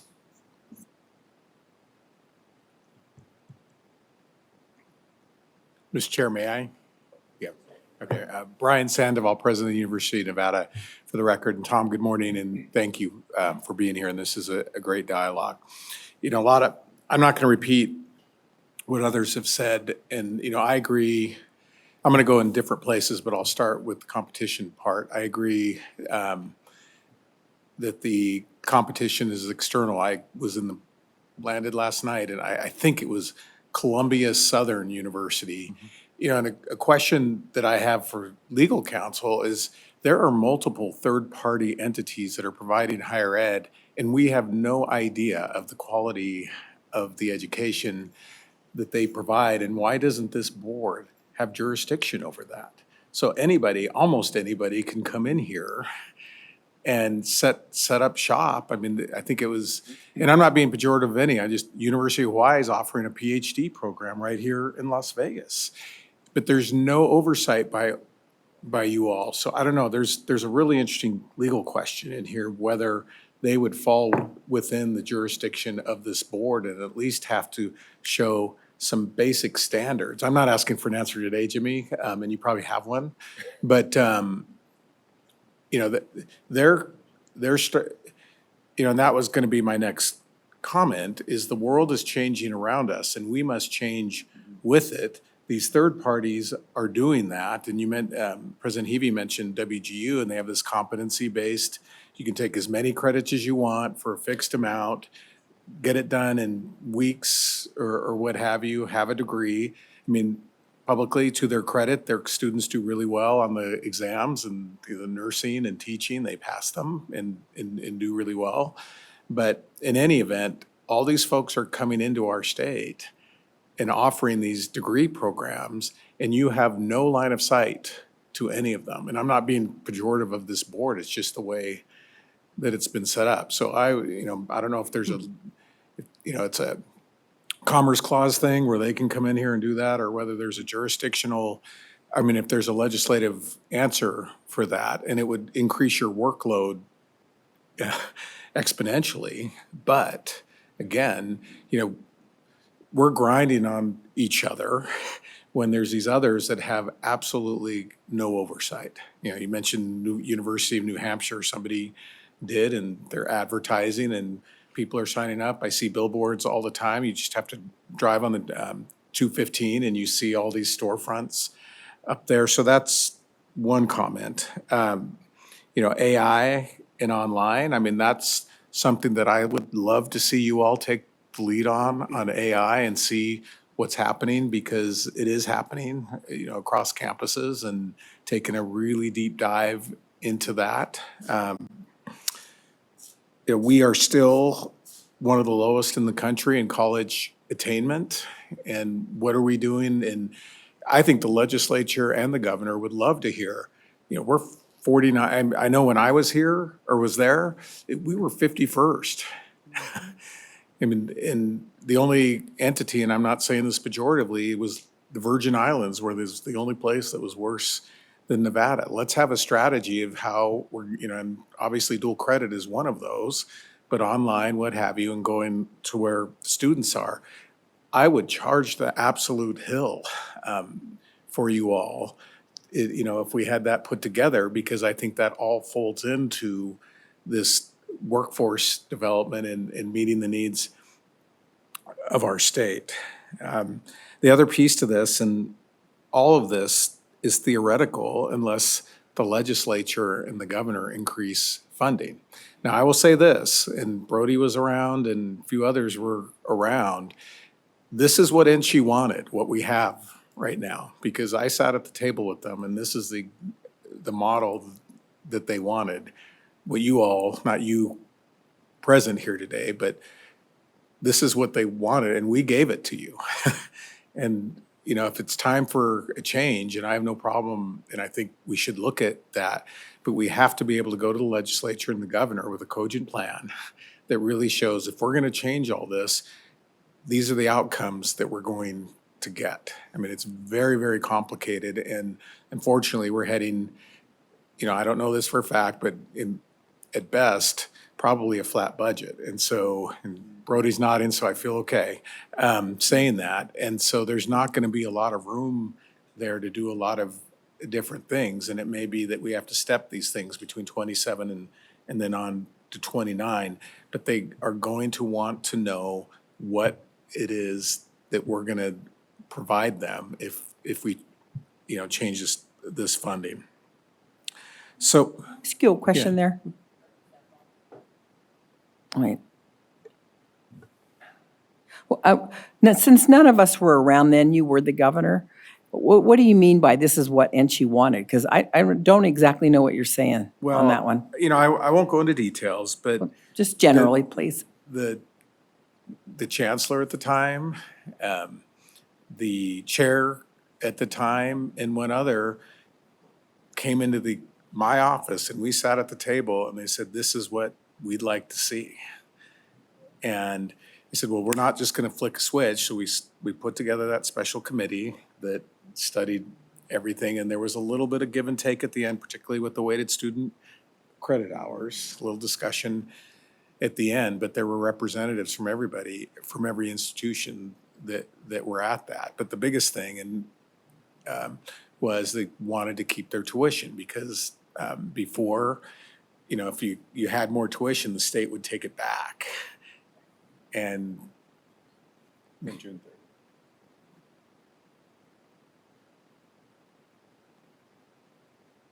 Thank you. And if I can pipe in, Brody Leiser, for the record, Chief Financial Officer. As President Sandoval was saying, what came out of that study it came out from the 2011 session and the study in the 2011 interim. The recommendation that came out of that study to implement the most recently adopted version of the formula came out during that interim, and a lot of those recommendations that came out from that study were recommendations that were a priority of the board and the system office at that time. And so a couple big things that were adopted by the legislature in the 2013 session were a revised funding formula. So at that time, the prior funding formula was enrollment driven, but shifted at the time. And that's when the implementation of the distribution formula that President Heavey was discussing earlier was initially implemented, was 2013. Now that distribution component of the formula has been suspended for the last 2 biennium. And I believe part of that suspension and the policy of not taking a pool of money and distributing it to the institutions based on proportionate weighted student credit hours, again, as President Heavey indicated, there is a perception of winners and losers. And because you've got a pool of money, and then based on the institution's proportion of weighted student credit hours, they may get more or less than they would have had that distribution not have occurred. And so that was a big policy change that occurred at that time, and it was very much supported by the board and the chancellor's office, from my understanding.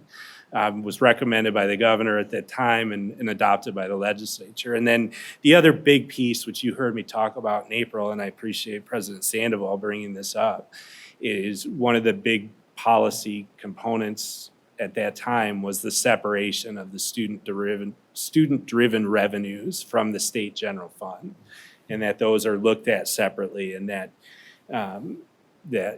if institution brings in additional student registration fee due to enrollment, that's not going to reduce the amount of general fund that would have otherwise been appropriated. So those types of policies were some large policies that came out during that time frame, and my recollection is that they were supported by the board and the system office at that time. And to tie it back into the discussion, I think that about competition, I think there's competition, right, and there's perceived competition, and funding can definitely be part of that conversation when you're talking about competition and funding within the system.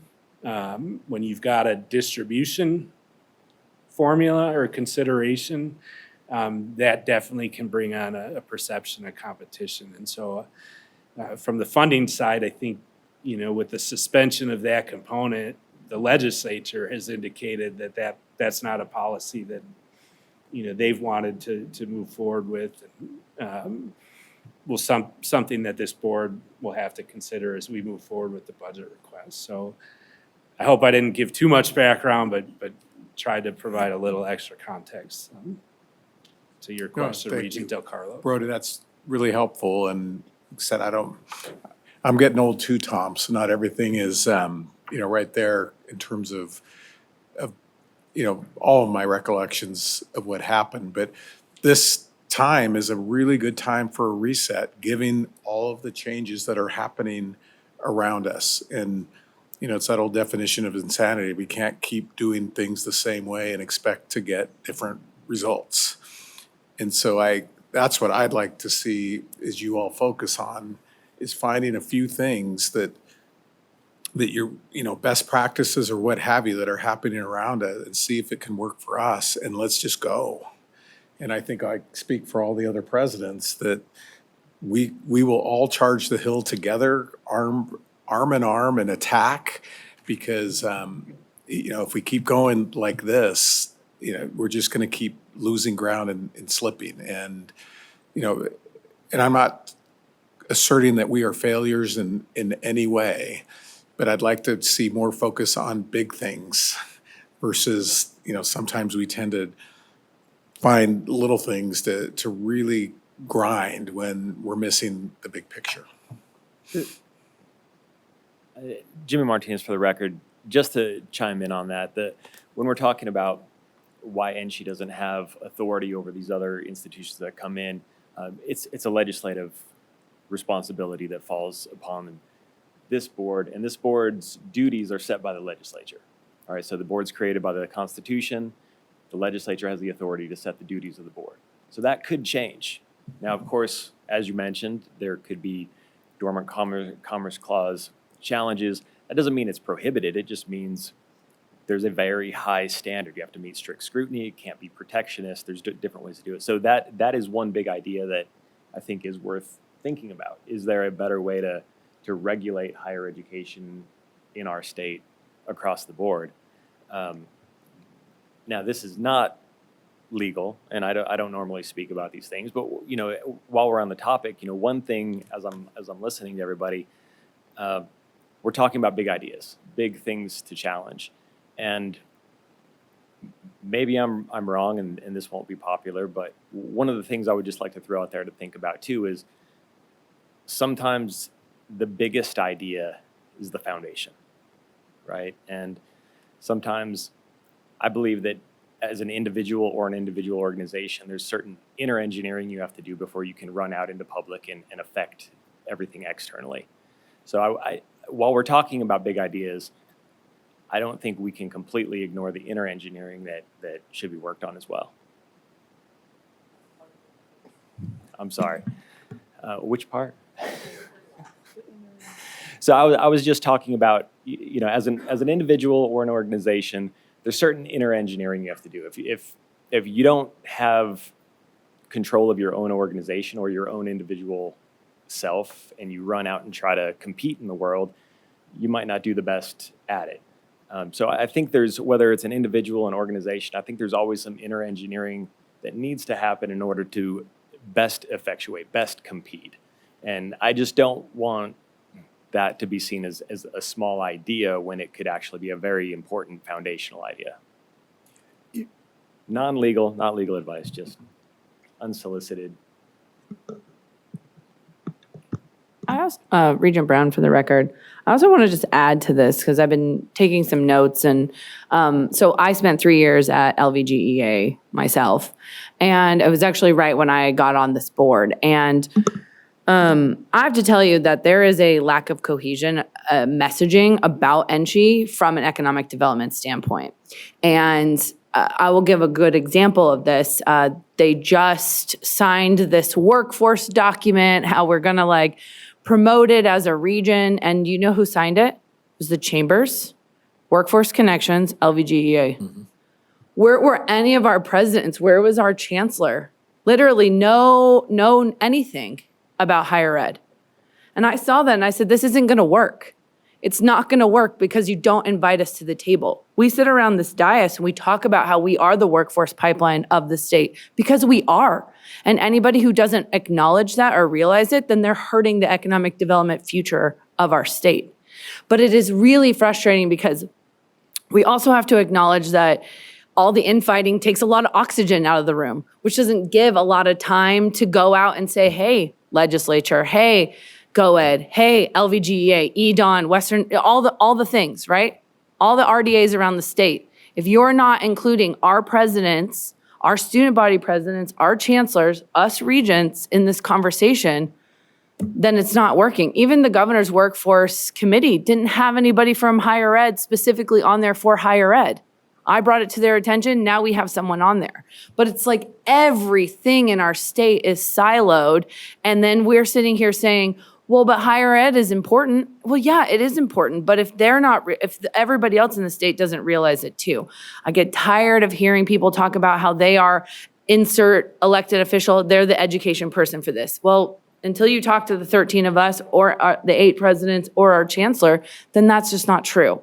So I want to acknowledge that, right? We can sit there and talk about, and we have to acknowledge that there is a north-south battle. There constantly is. We can't pretend like things aren't like that. Let's just, say the quiet things out loud. It is absolutely real. But to get past that, we also have to get people engaged in what we are actually doing. I wrote down some things, like since I've been on this board, we've worked on transfer alignment. So now the Grand Canyons of them can't say, hey, community college kids, you can't matriculate to R1s because they're going to make you redo 6 to 12 credits. We'll just take you how you are. Just come over here. Yeah, you're going to pay a little bit of money, but what's a little bit of money compared to another year of your life? Right? So we're fixing that. We're working on that. We're doing credit for prior learning. We're saying, hey, so much because we have college attainment is so low in this state, how do we actually meet our people where they are? If you've actually learned something in the real world that would mirror what is in a classroom, not just because you've taken trainings on random stuff, not just because you sat on boards, that stuff is not important. But if you've physically learned something in the workplace that you would have learned in the classroom, we will give you credit for that. So I am really proud of some of these things that we've done. We've been proactive in trying to do that, but it's getting the messaging. I don't know where the jurisdiction, and thank you for a little bit of that, but we have something in the state called the Post-Secondary Commission. They will take people, and if you go through their commission, and trust me, I've done it, it's ridiculous. I actually don't think that they should exist, but that is a different conversation. But the cool thing about this is that every single one of these presidents can work with our business community and say, hey, you have a training that you want to do? Great, we'll stand it up in 5 to 7 weeks and we'll have a pipeline for you. We'll train them and then you can hire our students afterwards. We have internship already built in. But the problem is that our RDAs don't share that information. GoEd doesn't share that information. It's always like, hey, you want to do this? We'll figure it out in the moment, right? We have, I'm going to stand on the soapbox for a long time, not speaking currently, I just mean in general, because like it is really frustrating to me because I've been on the RDA side, I've been in this side, and I'm in the community, and there is a disconnect. They want to blame this board for all the bad things, but then they don't invite us to the table for the good things. And we can't actually have a real conversation and move this state forward until that. So again, let's acknowledge there is a north-south competition, but there also is a NSHE versus the rest of Nevada competition. There are these preconceived notions that exist that actually are the reason why we're not moving the state forward. And I think it is easy to say that, but it is harder to fix and solve for the problem. But I also think people just need to take a moment to really reflect on that because this is real. And we can't pretend like it's not. And just because one school or one president or one something oversteps doesn't mean we can't ever realign it and get us back on track. And I think that's really dangerous that I've sat on this board for 3 years and I don't think we've made progress in that. And it's because people don't want to step on each other's toes. But we're having a conversation about, actually I took some notes. Bill Robinson, he said, we don't talk about enrollment decline. We don't talk about budget. We don't talk about the percentage that the legislature gives us. We don't talk about how students are unqualified. We don't talk about how buildings used to get more money from the legislature and included staff in it. We don't talk about how we are actually going to maintain and staff this. I've had this conversation with the chancellor. If we're going to approve a building, I want to make sure that our NSHE police have funding to increase, and I want to make sure that we have some capital improvement built in from day one. It is easier to get people to pay for a new building than it is to fix a building. So why aren't we being proactive in that in day one? And Bill Robinson brought up a couple other things, but I'm sitting here thinking like, yeah, I'm glad we're having this conversation. And I might be unpopular saying all these things, but I also think that it's just probably about time that we say the truth and say the quiet things out loud so we can actually fix it. Because I'm tired of being, drugged through the press or saying that we have a terrible education system. No, we do not. I'm proud of every single one of these presidents. I'm proud of all of our students that come out of there. When we sit there at commencement and they say they stand up because they're first generation, like, I love that. And like, I want to get to that point where we are really celebrating and excited, but we have to break down all the barriers and all the silos because we can really just help our students. And I think that's what we actually need to do. I don't know if we're going to solve that today, probably not. But like, I think I just need to start saying those things out loud, even if I have to stand up a public comment at every meeting, because that's where we're at, right? We're pretending like we're going to move this forward and we're going to have all these things. But until you actually say what's broken, we can't actually fix it. So the first part of recovery is admitting you have a problem. Go through recovery. Your comments as a person who's been in this business community for decades, and every one of the presidents is spot on. That's the point, which is, what is a one NSHE?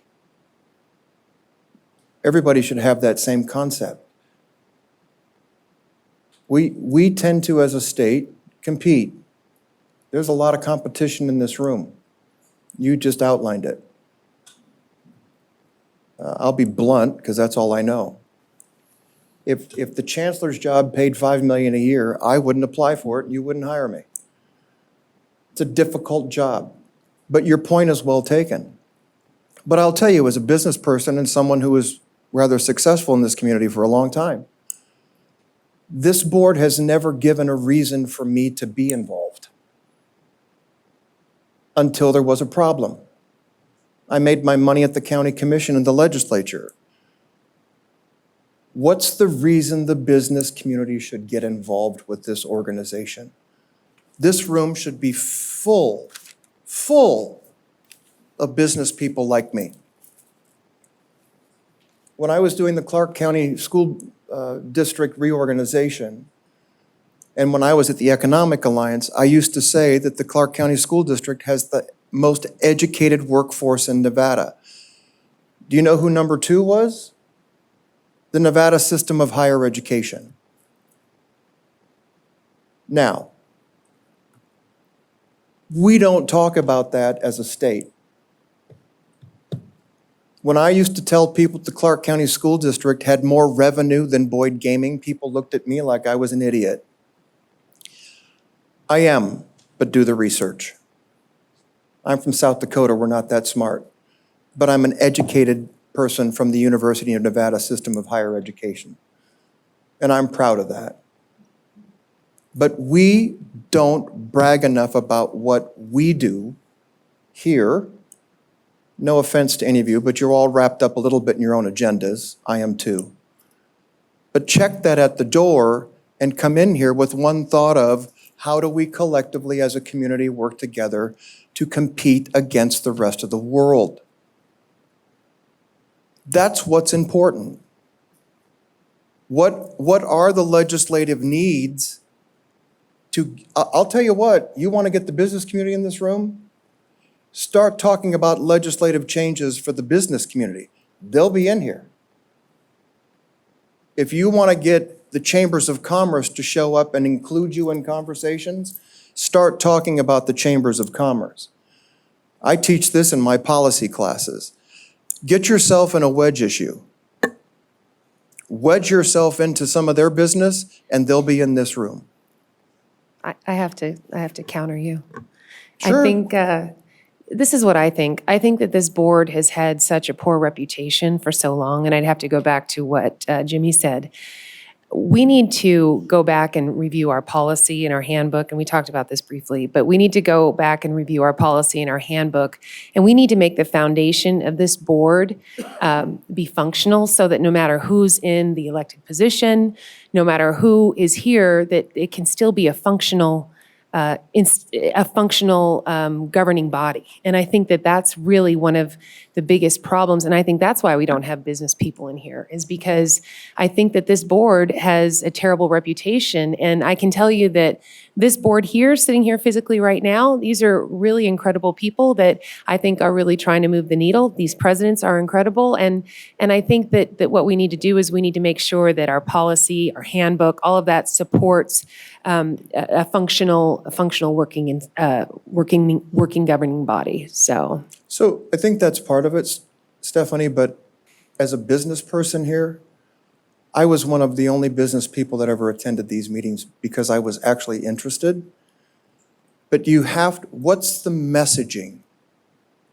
What message is the system putting out to the community for them to be engaged? The only time they show up here is when they're angry. Give them a reason to show up to participate, to the point that you just made, which is they exclude you from the conversation. Give them a reason to be here. The university presidents, to the point that they can reach out to their business community and have a conversation and create that pipeline. But to me, that pipeline needs to start here. So what tools can you all, as elected officials, give the chancellor to be more maybe visible in the community? There's policies and processes, but the more you communicate with the public as an agency about what you're doing, the more they're going to be involved from the business community's perspective.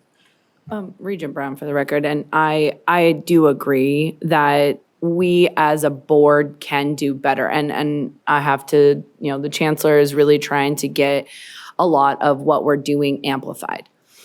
But I also feel like, and maybe this is up for debate, but I feel like my role is to actually support these 8 presidents in their endeavors and make sure that they have the tools and resources. If they're telling us that they need a training program or they need a new degree program, it is incumbent of us to look at that and how does that fit into the future trajectory of whatever student that will go through this course.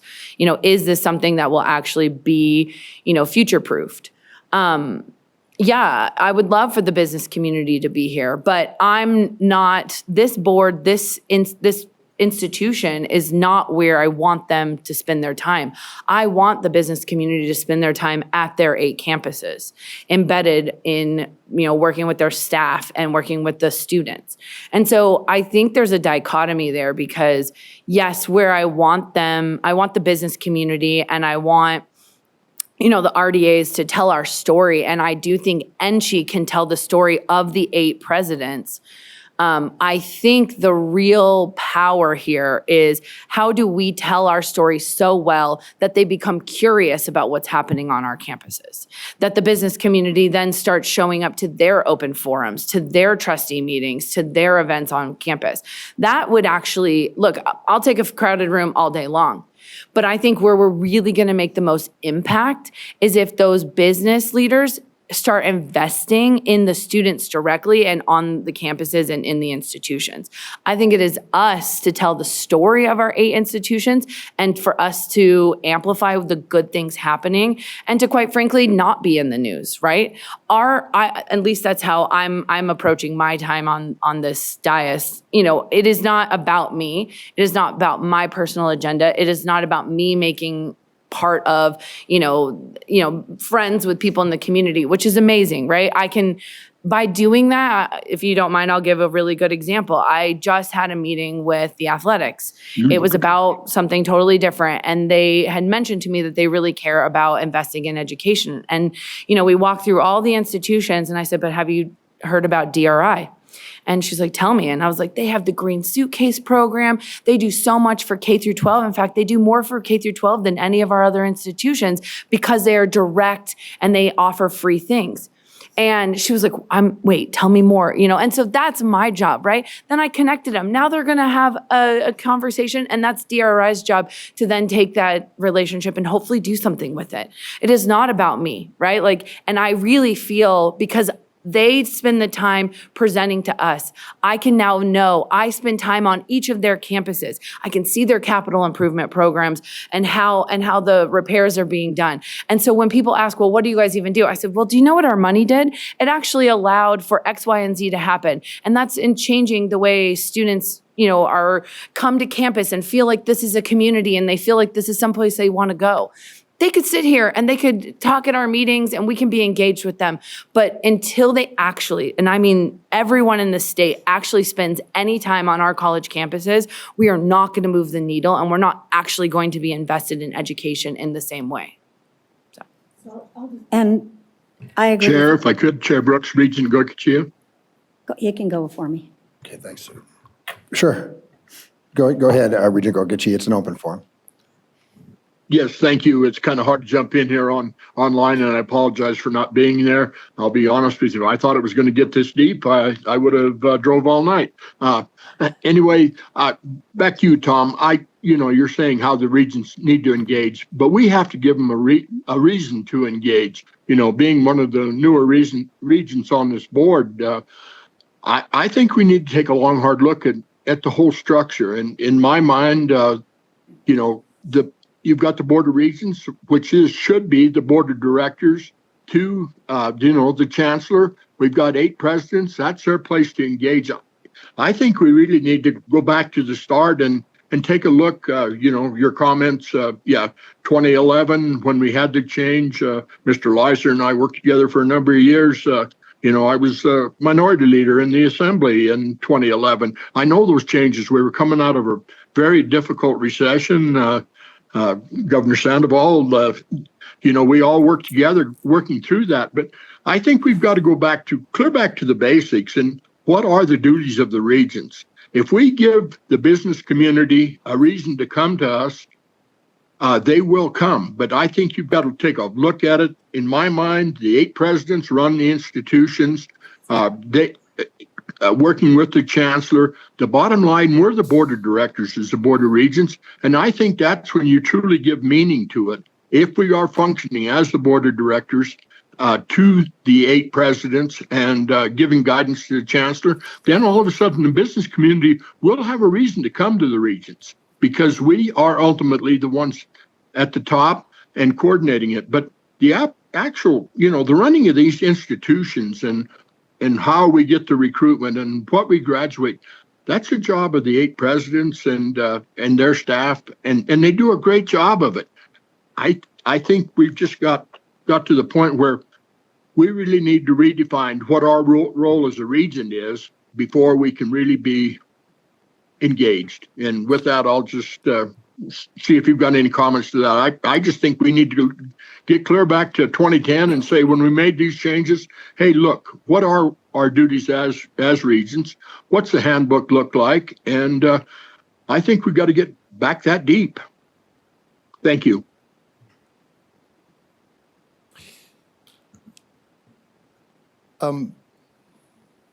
Pete, it's always really good to see you, and I don't disagree. I'm going to take a couple of minutes to think about how best to respond to that, because it's going to lead into my next question. And so I'll pause and let my friend Susan. I think if we could elaborate on collaborations and relationships, because they're not out there. They're there in a fractured way. We all know someone. Some of us sit on other boards. I sit on the Governor's Workforce Development Board, and they talk more about education than people know. I'm not there as a regent. I was there as a business person, even though they know I'm a regent. And I speak up a lot. I mean, I know I speak up a lot. And it's getting them to invite other people. We've had Natalie Brown was there, Andrew Woods was there, and they shared some information. Some of the information was good, some of it made me speak up. So it just depends on where people are. I serve on a hospital board, and when they talk about nursing, they gave the most amazing compliment about NSU. So you're able to elaborate, but where are we? We can't just sit in this room and think people are going to know. They don't, and I don't mean Susan Brager, but they don't know what a regent even is. When I decided to run for this, you go out there in the public, they're like, a regent? Like, what's a regent?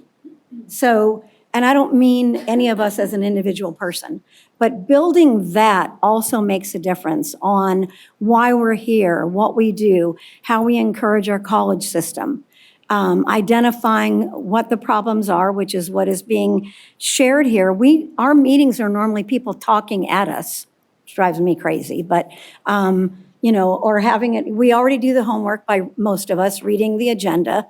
Then we have our briefing, and then we have another briefing, and then they read what's on the screen. No disrespect, but talk about it, not just read to us, since we're being honest here.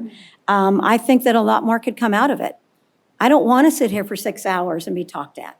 I want to pick one item each meeting and discuss how we get to the next step on that.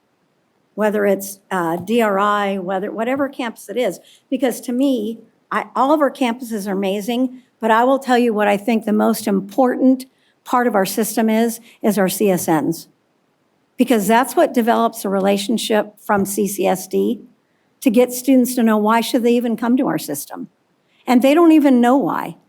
And I think there should be more speaking within CCSD to make sure they know that a student can go here and get everything they need versus going out of state.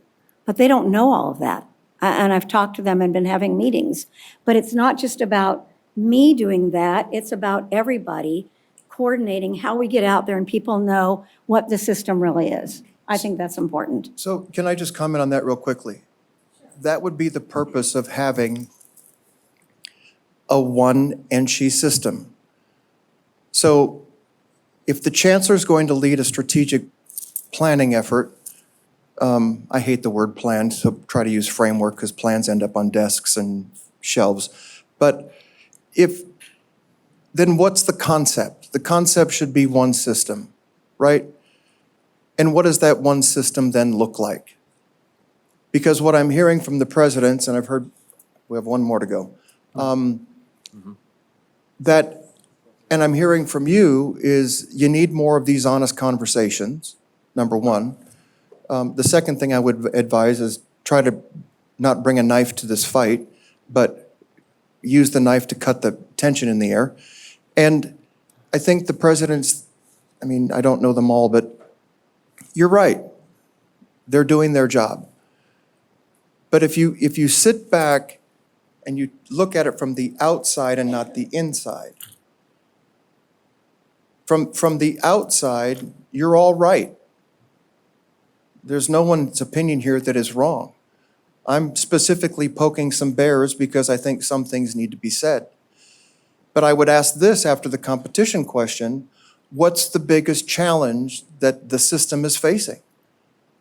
What is the biggest challenge that NSHE is facing today? Well, I'd just like to go back with what Okay. Susan was saying real quick. And I want to speak to the tension. I don't think that there's tension here.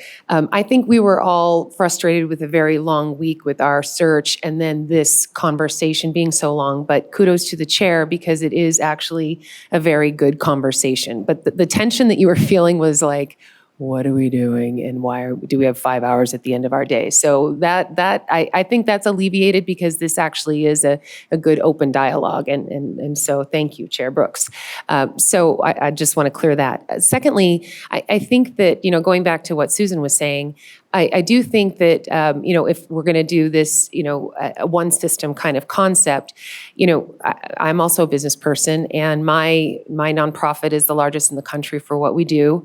And we've met all of our clients where they are, and that's why we've been able to do so well. And I was just kind of thinking in this conversation, that's really something that we possibly should be doing here. We should have, as a system, right out of the chancellor's office, there should be perhaps an ombudsman that's able to go and facilitate some of the issues that take place. Like when I get constituent calls saying that, my kids' nursing credits are not transferring to UNLV from CSN or things like that. I mean, that we should have a system ombudsman possibly that is able to, that's your job, is to solve system problems to make us more of a system, right? And then secondly, we should probably have something that's kind of like a concierge department. It is, it's kind of the work that we do at my nonprofit, but you have a concierge that is actually someone that goes out and works with all the students and makes that access easier and is out there in our community to say, hey, let me get you here, let me get here. I mean, it should probably be a larger department because if we're able to get those kids and students where they are, then we're actually able to get them into the system. So I would make those two recommendations. I think that might be something we should talk about, Chancellor, and for this body to invest in bringing in more students and counteracting those WGUs and Weber and all of these other institutions that are trying to poach our students. Can I just real quickly add that's where the NSU system, going to North Las Vegas and building that relationship, should be everywhere, not just North Las Vegas. Sometimes it's interesting to me, and I do represent the West, and it's like, those are rich kids. Well, maybe their parents are, but they still need guidance and understanding that they don't really get from the system. So I think that things like NSU, those students that first start going there, their peers are going to be like, wow, we can do it. We actually can go to school. We can actually go to college. It's going to change the concept of NSHE from that one campus, which could develop other campuses once people see that. Maybe, the Foothill, CSN, and all that does that. So I think we're on the path for greater things. And I do think I was not happy about this meeting. I was one that I did talk to Tom just because I know him, because no one knew really what was going to be. So I think that's what you felt. And now it's encouraged all of us to be able to say, hey, this is better than we thought it was going to be. Although I still want to know the chancellor's strategic plan, which this is not. And I appreciate that you made that clear. So when you work together as one group, it's amazing how the tenor and the tone changes. I am not the enemy. I'm not. People may think so, that's okay. I've been called worse. People have called me a lot of things in my career as well.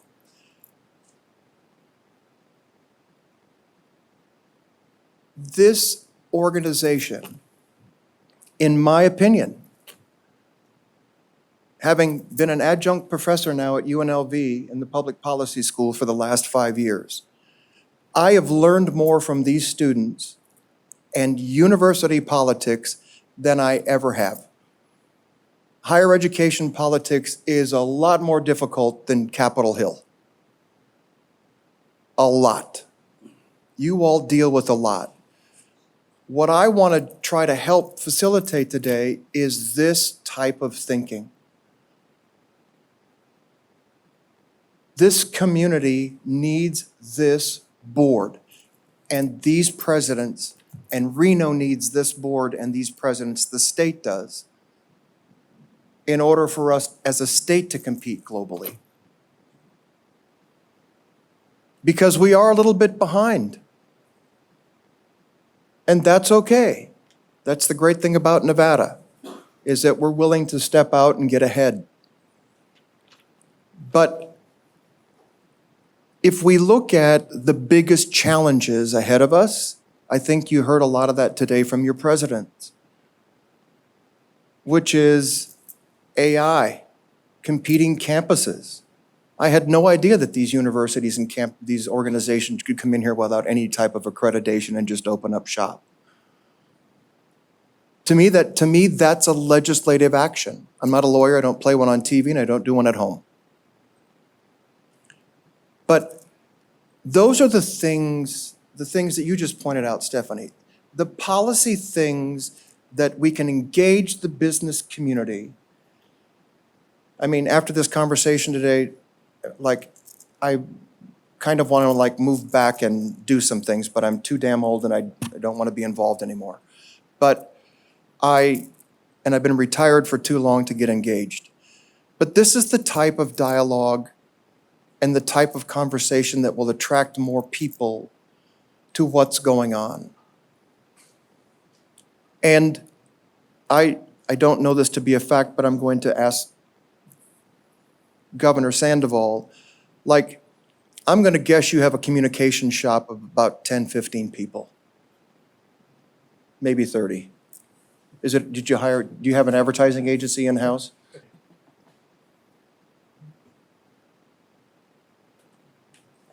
I think it's 2.5. Okay, it looks like 30. Yeah. So it's that type of thinking. So I'll go back to my last question. What is the biggest challenge the system has today? I do want to jump in here. I think discussions about AI are becoming almost trite in I am a lawyer. Every single continuing education course I'm offered is always about AI. I mean, everything, as we all know, is all about AI. But I do worry as a member of this board that we are presiding over a time when, there need to be such significant fundamental changes to the education system, both for the sake of the education system, the higher education system, and simply because our role is to prepare students for the real world and the workforce and the real jobs that are going to be out there.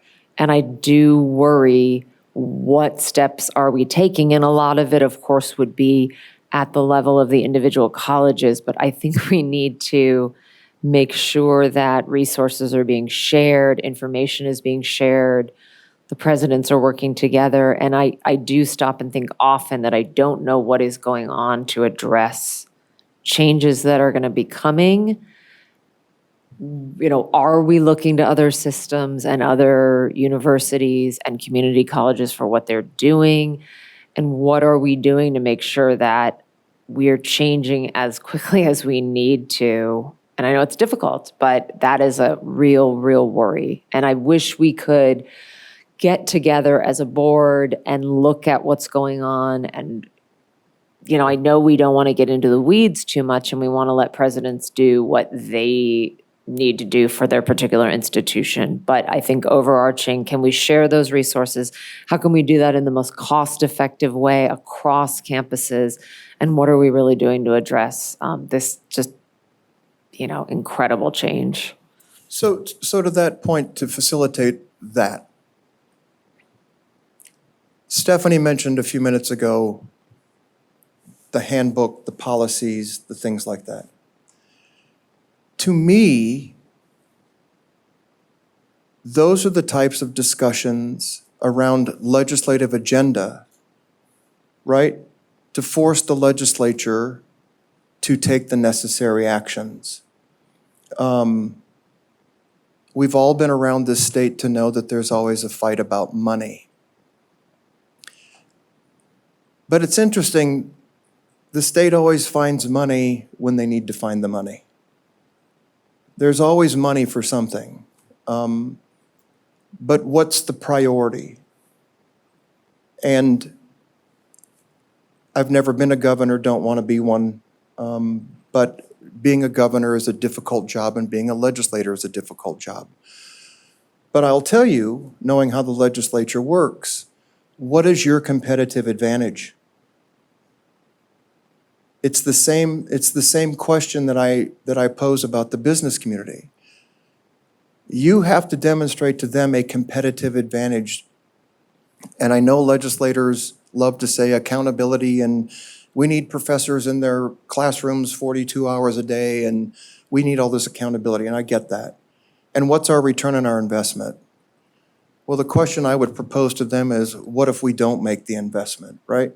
And so the policy discussions that I think Brian brought up and the other presidents have brought up, that's to me part of a legislative agenda.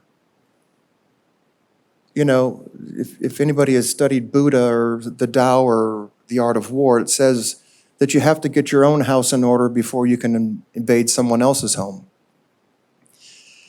And I agree with you.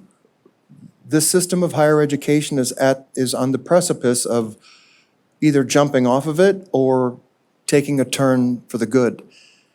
And I think the people in this room are all dedicated to make it the turn for the good. But it's, in my opinion, it's really important, I think, for you to know what's in the weeds.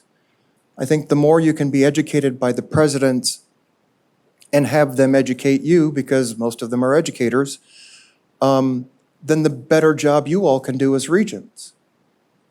I mean, part of the reason why I kind of know other things from around the world is I've been to 42 countries and I've actually visited there to find out what they're doing because I'm a curious individual. But I also am high on the state of Nevada. We're still small enough and agile enough to do things, but the potential here is endless. And so how do we as a community take advantage of that? How do we take the intelligence at this table and turn that into a resource for you to then push a legislative agenda with a one NSHE concept? That it's the system of higher education asking for this, not one particular campus or one particular college. Because the driving force, I will tell you, the Clark County School District Teachers Union, the reason why they're so popular and so powerful is because they have one voice. They don't care about the State Education Association. They care about them. And my suggestion to you is, if you all did the same type of concept, you could run the legislature. I mean, there's not a lot of other organizations in this state that have a former governor as a president of a university. No secret, I'm a fan of the former governor. You now have someone who worked directly at the legislature that understands the process probably better than anybody else in this room. You're developing the resources to take on the fight. And you should win. And because the talent is in this room to do that. And if you think about what the big idea is, like some of the things that these presidents have brought up. How do you streamline that? How do you just bulldoze that through the legislature? You're the experts. Literally. Do you mind if Regent Brown for the record? I'm just going to chime in there because I agree, sure, but I think we have to live in reality, and the reality is that this board will vote on things. This board will, agree on priorities and whatnot, but each of our institutions will send their own lobbyists. Each of our institutions will go up there and advocate for themselves, which, hey, it's, we allow it, they should do it. But I've talked to some of my colleagues and, the outcome is, well, yeah, they kind of went against what we said, but it all worked out for the system. So I guess that's fine. And you know what? That's actually not fine because it creates bad behavior and somebody on this dais is going to lose because somebody else got ahead. And so, yes, in a perfect world, I would love kumbaya. Of course, we're going to go up to the legislature and one band, one sound. We're going to have one mission. We're going to try and get the money for our system, and it's going to be amazing. But let's talk about reality. That's not going to happen because we have people who have influence and people who have, their own relationships, and they are going to take their own agenda up there. And so our smaller institutions were a really good casualty of the last election, or the last legislative session. The small institution credit got cut at the last minute because we needed to the legislature needed to find money for something else, but we weren't advocating specifically for this reason. And I could give you a dozen other examples. It's not important to rehash things, but can we also not pretend like it's not going to happen? Cannibalism of other people's priorities, it is going to happen. And unless we have a strong, chancellor and Jason and everybody else that's coming and saying that you can't do that anymore, which isn't going to happen, we are going to just sit back here in 2 years and be like, well, shucks, I really hope at the next legislative session we all get it together. We really should just rule the day, but it's just not going to happen. And so I think this is where I get frustrated is either we have priorities and we push the priorities and we mandate that all campuses follow suit, and then we get rid of, their lobbyists that go up there. I'm not suggesting that, but how else do you solve this problem? So that's a really good question. And the great part about democracy is that's what it is. But what if the NSHE system, proposing a question, said to all of the presidents, okay, we need your lobbyists to help us with these 4 things. Can you all agree that these are the 4 things that we're all going to work together as a system? You're gonna go lobby your own, and that we get that. But here's the 4 things, and that you all ask your CEO, your chancellor, to sit down with your presidents and say, here are the 4 policy changes that we need that you told us we wanted. They just told you all the things they need, right? Well, then you should ask them to go help you advocate for it. If that's what they want, then it's your policy. You adapt your legislative platform and policy, and then ask them, because they pay lobbyists a lot of money. I tried to get one of those contracts once because they're really good contracts. But ask them to have their lobbyists advocate for you. You're not going to all agree to everything, but why not have one system agenda? So we do, right? Regent Brown, for the record, we do have that, right? That is, and it was made very clear that we would be doing this. It's certainly not going to go back and rehash things, but let's just be honest, this board does not hold people accountable when they go against our what we vote on. We just don't. I could look at all my colleagues. It just doesn't happen. So what is the incentive to not just do whatever they want when go up there? We don't hold them accountable. And quite frankly, I don't know. It doesn't matter, but for you to say that we need to come up with this is what we're going to do. We do that. We sit here. Our former chancellor said if anybody goes against it, you're going to be in trouble. Well, guess what? Didn't happen, right? Like, and then it just keeps happening again. And then when you try and have conversations about it, well, the outcome really worked out in our favor. So I'm just trying to like, can we just live in reality here? Like, either we're going to hold people accountable and we're going to be succinct in what we care about, or we're just going to be free for all and we're not going to be in command. And the legislature is going to say like, well, what is the board anyways? Because we hear from all these different institutions competing priorities, because that's what happens. So that's reality, and that probably goes in your strategic plan. Tom, if I could just interrupt for a moment, I think this might be a great place, if it's okay with you as the facilitator, to take a break. Sure. There's lunch that can be served, and then we'll come back, if that's okay with you. Sure. Yeah, thank you. All right, well, I appreciate that we were able to take a little bit of a break, and I will send this back over to Tom for us to be able to continue our dialogue.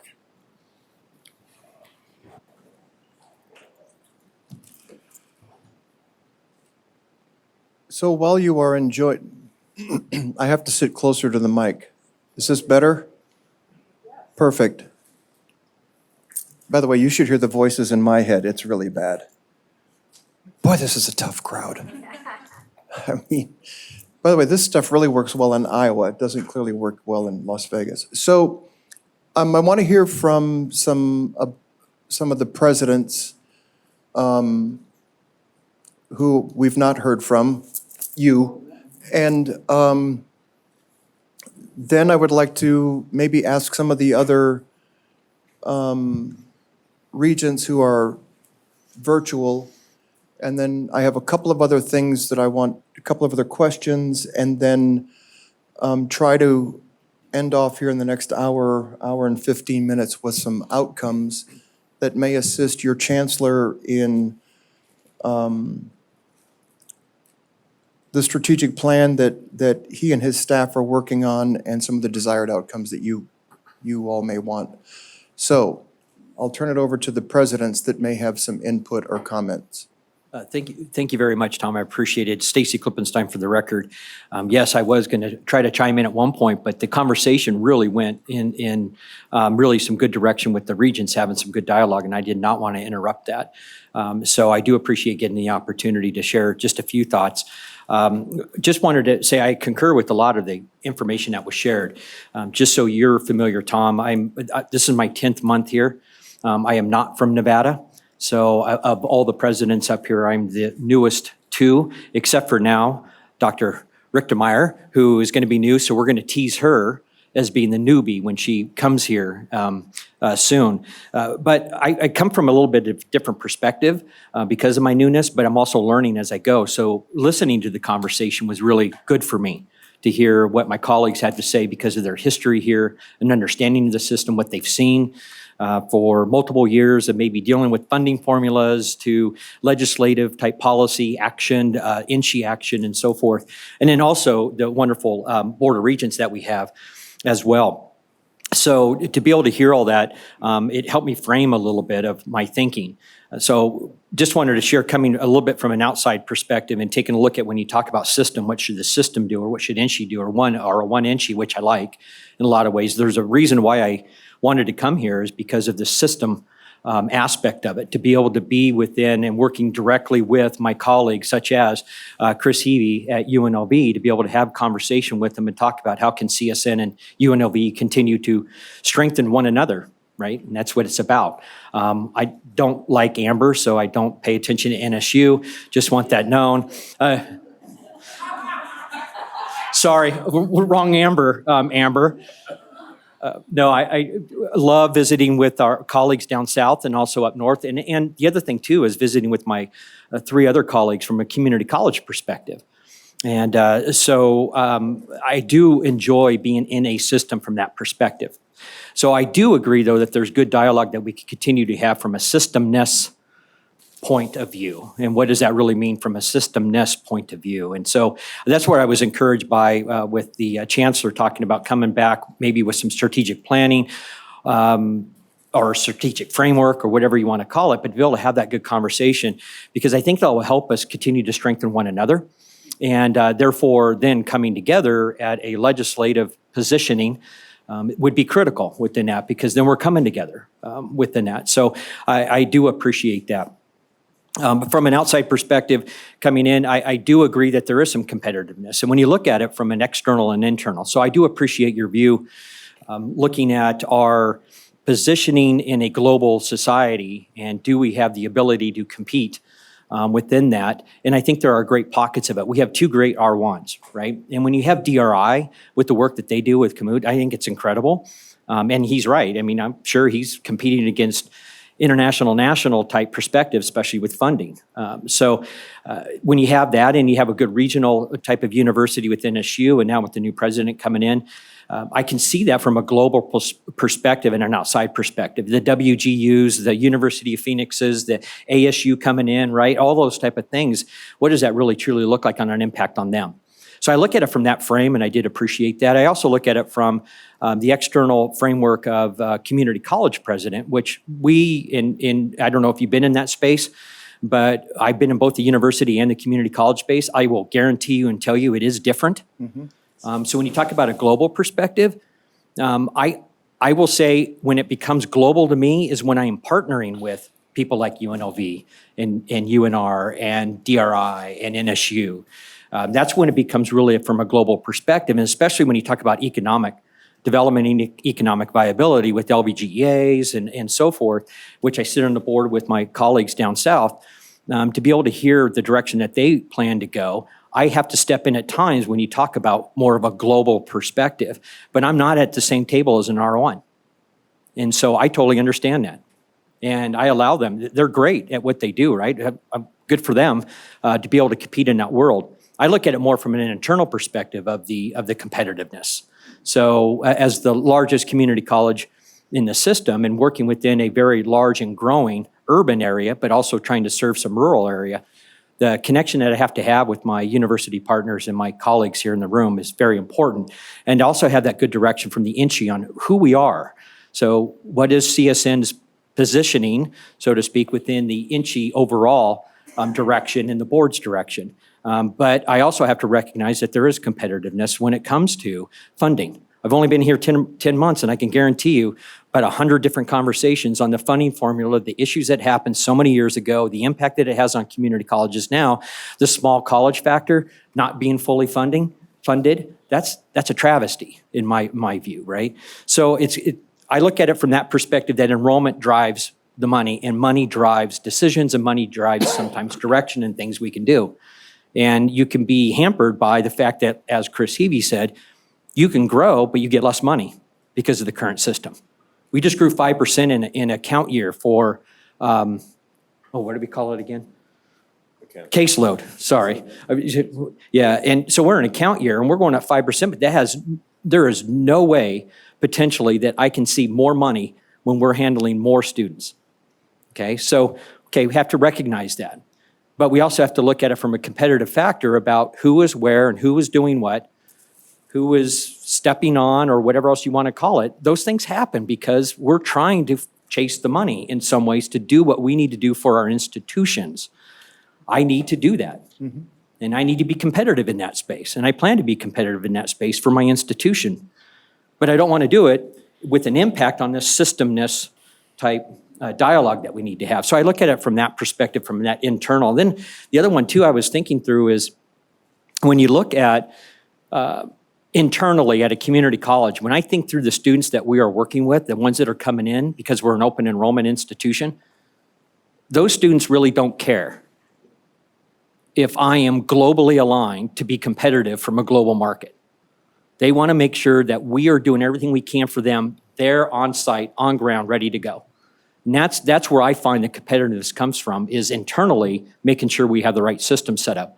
That, getting to the point, connects in with the policies, the direction of NSHE, the direction of the board, state legislative policies, NSHE policies, our policies, which have an impact or not on that deliverable.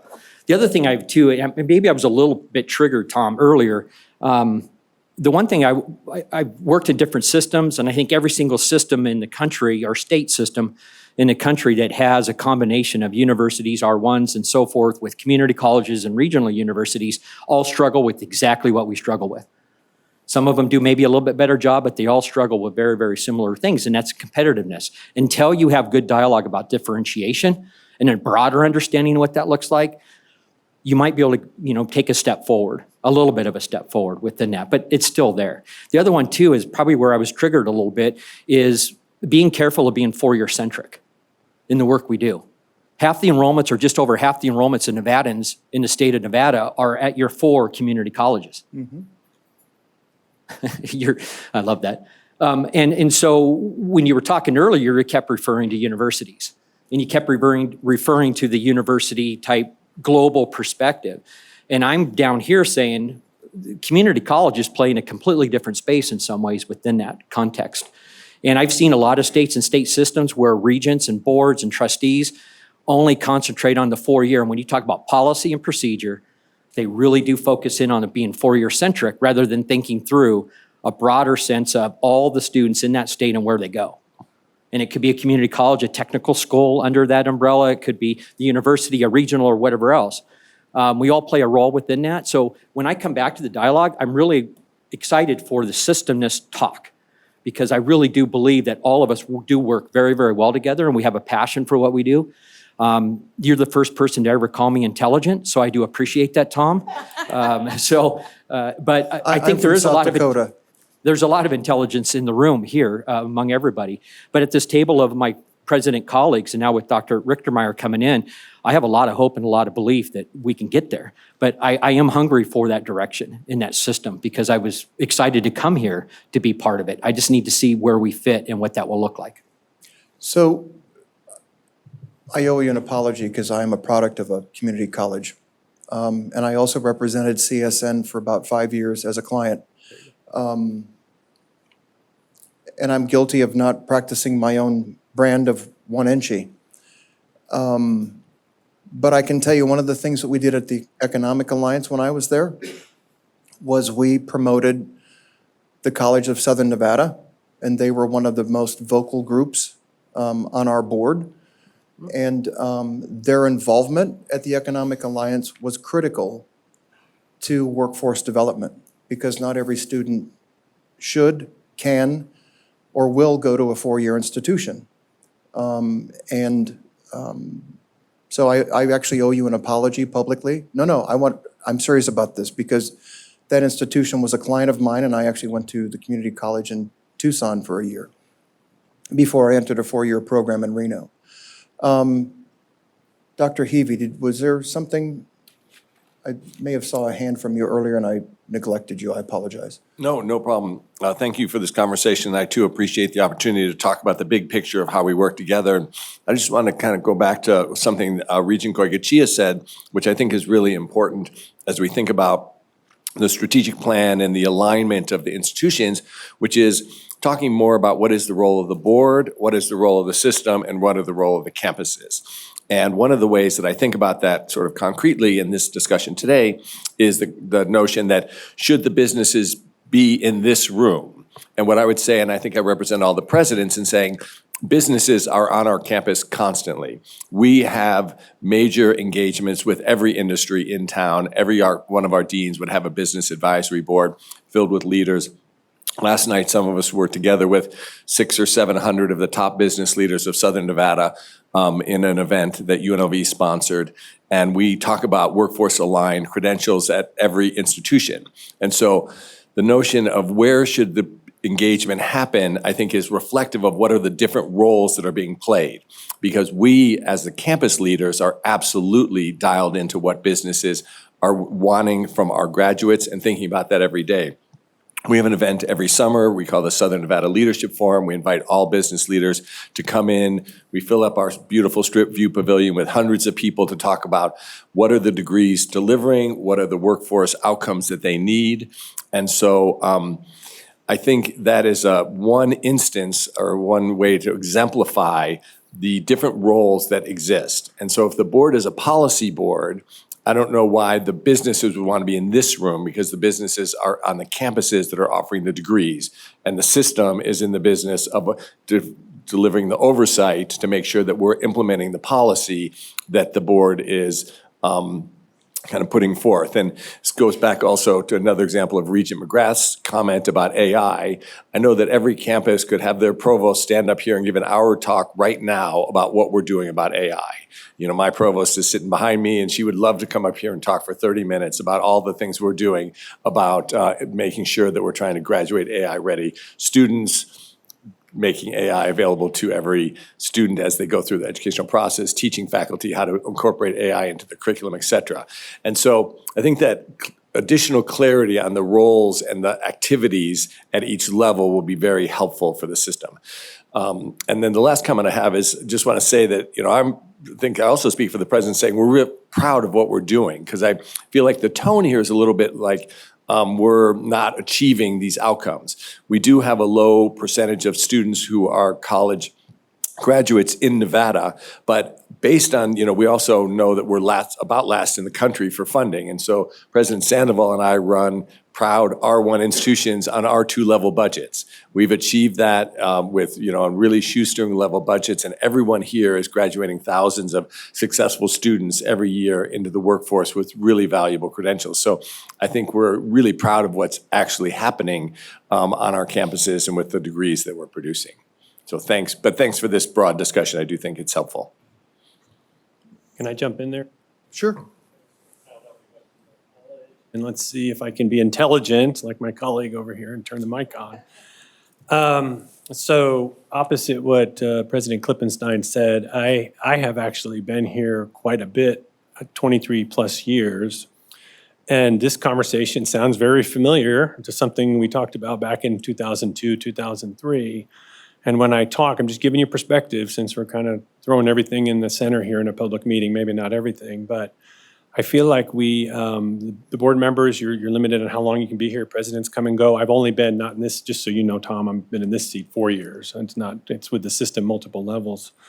But when I talk about our system to colleagues across the country and to my family who lives all around the country, I say Nevada is a higher education system that is growing up. And the reason I say that is not to slight anybody, because I'm part of it, trying to help do the best we can, but the nature of our economy has not necessarily driven a good value proposition for higher education in the past. And that has changed. That changed recently when my colleague to the right here was governor and initiated some of the economic development. And we had places where we could train, places where trained individuals could actually go to work versus having to go out of state. Right. And so the economic development push was big. And so when we talk about that, I keep longing all my years for, is there, and now being president of an institution, is there a plan?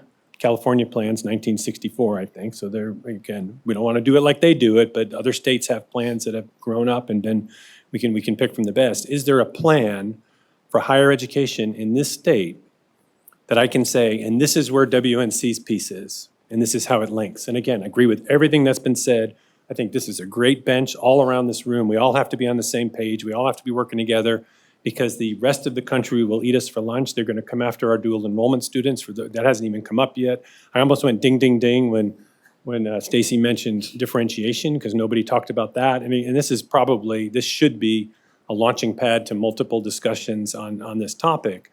But this plan for higher education, dual enrollment, other states are diminishing in high school students. Where do you think universities are going to grab their high school students from? They're going to come here and start grabbing students for other states. We're going to lose talent. We're going to lose students because they're going to be recruited out of state.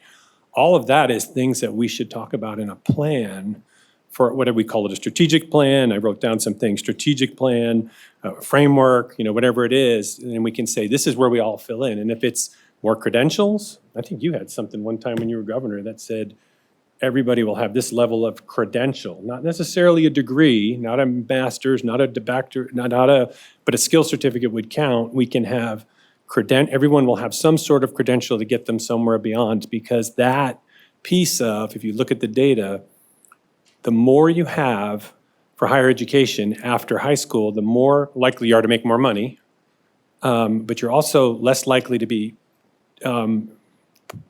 pushed aside during a recession. You're less likely to find yourself unemployed. And high school is not good enough anymore. but some college helps all the way up, all the way up. And so that plan is what I hope that at some point we can all get together. And the governance piece, mentioning what President Hebe was saying, business people show up in this room, they're going to be here to say, I'm not doing something at my level. And so we engage with them at the level. And if they need to come here, it'd be like, anytime any of you gets a call from an angry student, a business saying, I got a great idea, whatever, what's the first thing you do?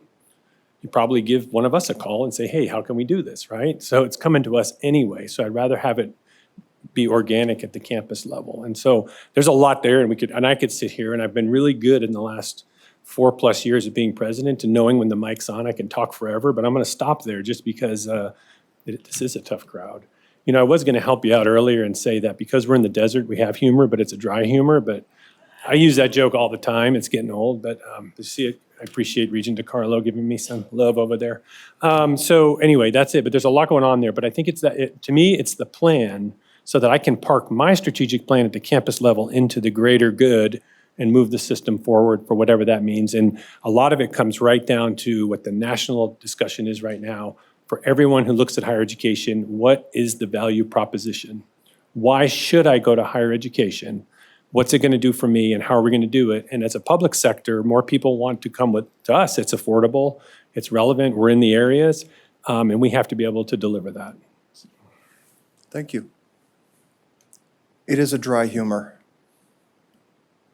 Didn't work a second time. Okay. Whew. So I'd like to turn to some of the regions that are virtual. There's been a lot of discussion inside the tent here, and so for those of you that are dialing in, any comments from the regions that are virtual? I guess I'll get started, Mr. Skanky. I'm impressed that the chair brought this together, and there's a lot of things to be discussed. I just feel that it's going to be same old, same old. I've been here 5 years. Most of the things that we've talked about, I've asked about them, tried to push them, and nothing has changed. So I'm not saying this as a derogatory thing for anyone, but it's thank you for what you've tried to do here. And I hate to be negative, but I trust the moment you're gone next week, we'll all have forgotten about you and what you did here. It's just the way it is. And I hope we have more of these discussions. I've asked for a retreat, Regents retreat for 5 years now. It's not happening. So I think we are all really comfortable in our old ways. And just like AI is scary to some people, it isn't to me. I love it. I think we will stick to our old ways, and things are not going to change. It's just the truth. 5 years, I haven't seen anything really change. Yes, we've accomplished a few things, but our modus operandi, like the Catholic says, it was in the beginning, is now, and ever shall be. UNLV is my alma mater, and I've got 2 master's degrees, so I've been there a long, long time in Vegas, 46 years. And I followed the UNLV and the NSHE, and especially this board. The board. We are not just one body. We keep changing. But I don't think anything is going to change. But I'm so glad you brought it up for us to think about it. And I hope you come back in 2 months and say, hey, has anybody changed anything? Was anything done? I really hope so. I hope you come back and do that for us. But I really appreciate you being here and opening this up. Great idea, Chair. Thank you so much. Thank you. That's all. One of my other favorite quotes is by Albert Einstein, which Governor Sandoval had an Einstein quote earlier. Einstein said you have to change your current pattern of thought in order to solve the problems you've created with your current pattern of thought. And I've actually lived by that for the last 35 years when I learned it at the University of Nevada, Reno. I've employed that. I've consistently tried to change my current pattern of thought because the only way you can is to do, I mean, the only way you can make change or effectuate change is to change your current pattern of thought. You can try to persuade, which I did as a lobbyist for a number of years, persuade other people to change their current pattern of thought, but you have to start with yourself first. And if I haven't upset the apple cart too much today, which that was my intention, I would be happy to come back on my own dime once a month, once a quarter, whatever it would take to assist. I personally believe in this system. I personally believe that the only way that this state is going to compete with other states is to provide the students the education that they are getting and also do whatever we can as a community to improve that. And just, I have received, this is a little overwhelming for me, so if I get emotional, I apologize. I have 19 text messages from my students over the last 5 years that I have taught here, thanking me for doing this today and bringing this and being involved with this conversation. That speaks to well, first of all, my ratings are very, very high, but that was a political joke. Yeah, I got that one. Thank you. I'm glad somebody finally. That speaks to the caliber of students. I can't believe the students are dialed into this meeting. Your customers, the people that are paying tuition, are paying attention. And I think that's pretty cool that they are paying attention to this meeting. Anybody else virtually, because I want to make sure we get everybody around the table for comments.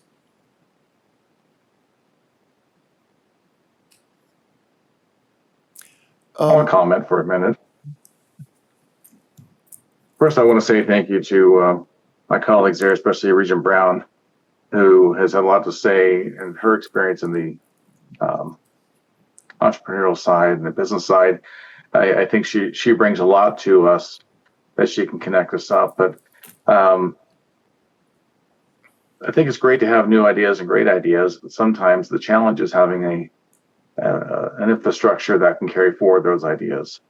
And I've been on the board for 3 years now, and sure seems to be some roadblocks that get put in the way when new ideas try to come forward.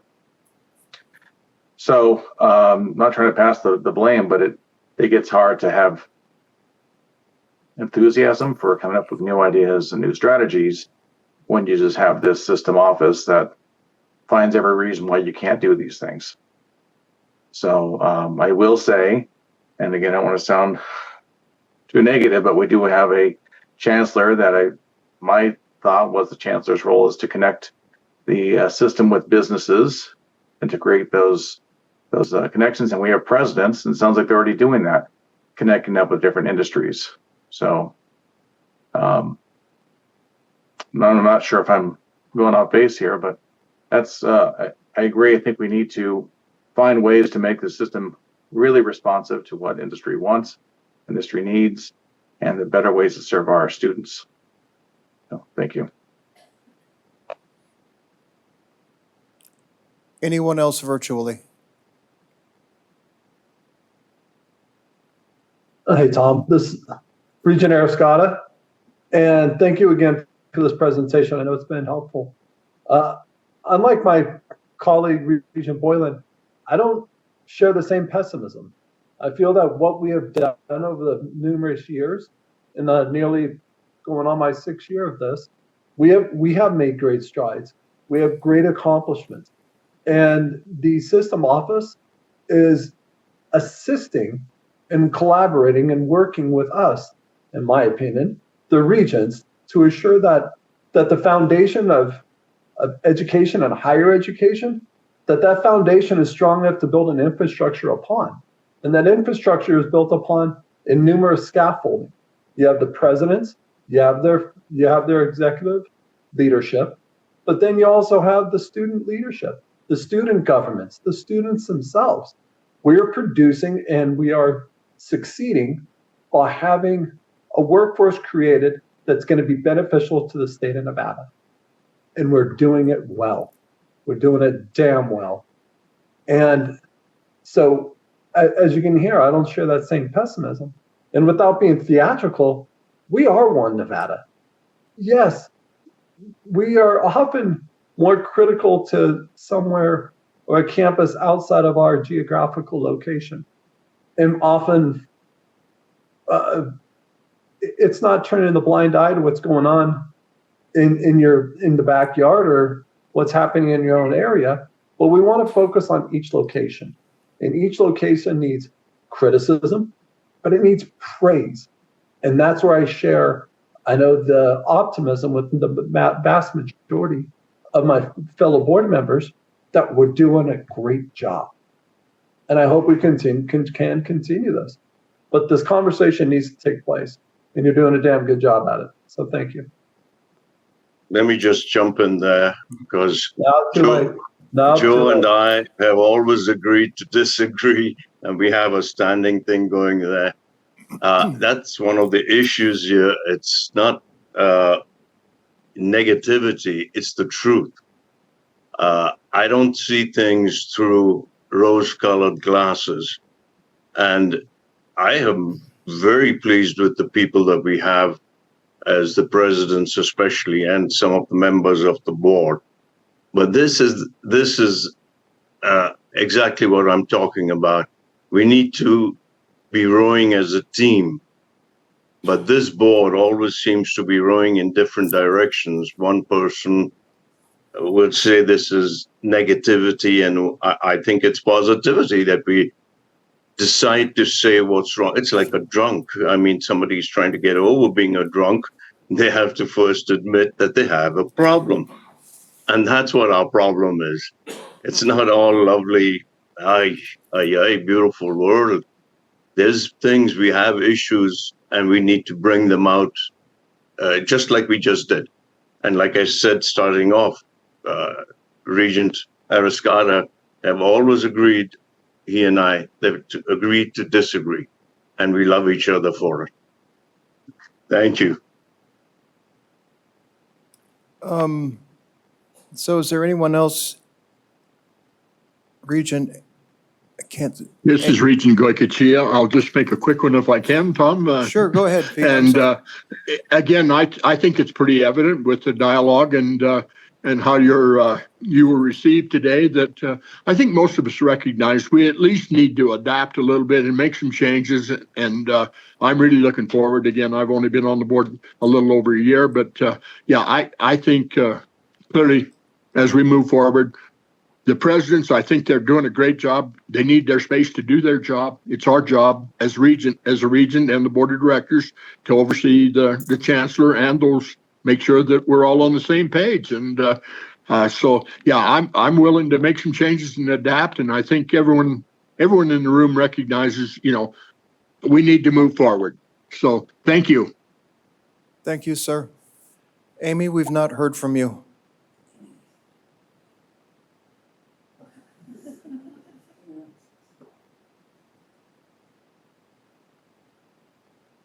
Well, thank you for the opportunity to give a few comments. I've been writing some notes as we're talking, and I appreciate your kind of title or bow on this as one NSHE.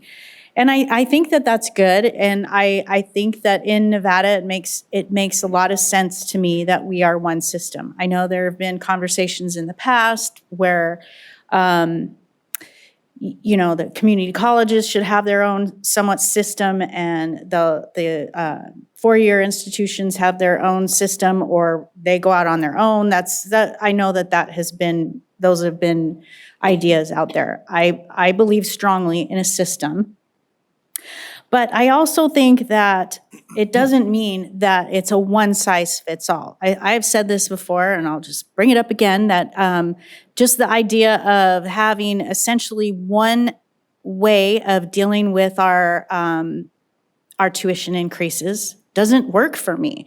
I don't know if having, and I know this last tuition increase was a little bit different, but as we hear all the time, our community colleges are suffering more than our four-year institutions with the current structure, the way it is in terms of tuition. So, and that's just one example of all of the different ways that I think that one system doesn't always help all of our institutions. And I'll agree with what's been mentioned before, that in some ways there is a lack of differentiation, and we've not gone into that conversation the way that I think we probably need to, and I hope that we can do that sometime soon. I know that sometimes when we talk about mission differentiation, it's stepping on somebody's toes, or it's changing things in ways that we're not always comfortable with. But I think we need to have some of those conversations so that we are serving our students in the state as in the way that we're all charged to do. I also think that sometimes, and I thought that this conversation would go here more, and I believe President Heavey brought it up, but we haven't talked about it too much, but the understanding of where board oversight is, where system oversight is, and where campus oversight is sometimes gets lost. And you know, I can't think of the right term for it, but it kind of blends together sometimes in ways that aren't beneficial, really, at the end of the day, to students. And so I think it would be helpful if we were able to distinguish those areas of responsibility a little bit better for all of us, so we can all understand what that is. Not that we can't work together, and if there is a way that we can solve a problem together, of course, we have to do that. But sometimes letting somebody else do what they're supposed to do instead of saying, this is what you need to do, whatever. And I think that that's a conversation that we should have. The AI conversation has been interesting to me as somebody who is currently also a student, and looking at AI from that lens, it is interesting. And I have struggled to understand, well, understand's not the right word, but to present a good,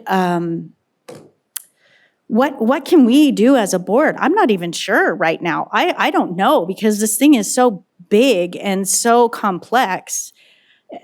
I'm not exactly sure how, as a board, we can address it in terms of a policy. I think we should talk about it to understand it, but I'm not sure if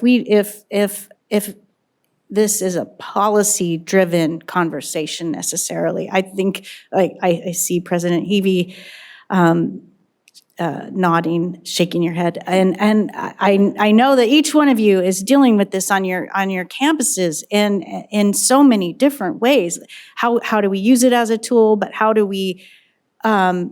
is this interfering with how we teach? What does this look like for our faculty and for our students? I mean, it's really huge right now, and like I said, I'm not sure. We should talk about it to understand it from these different constituent lenses, but I don't know if it's a policy discussion for us. And also, Tom, you brought up ASU, and I had the pleasure of going there, meeting Michael Crow. And sure, ASU is a place that, like, everybody would want to be like, I think.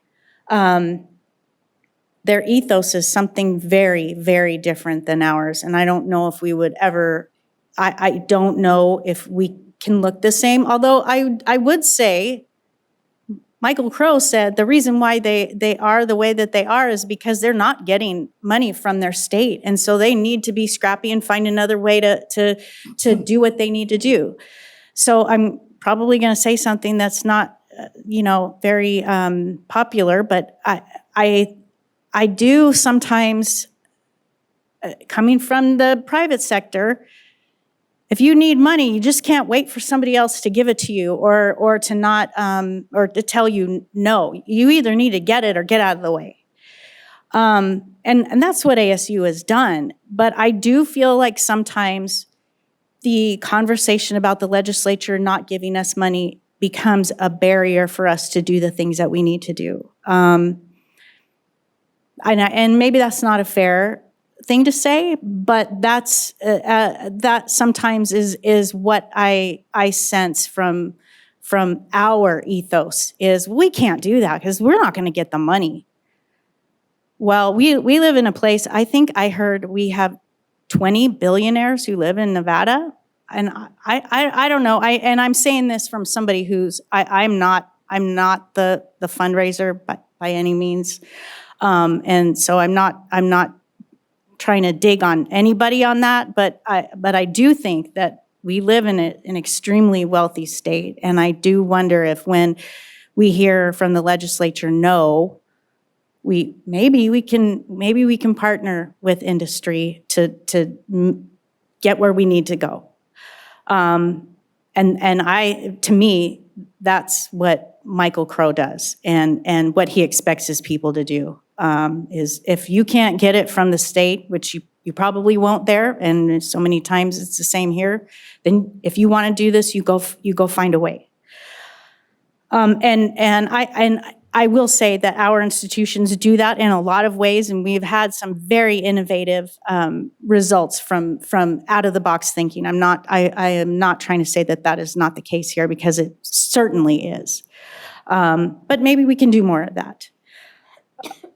And my last thought is that I also sit on the state school board as the NSHE representative.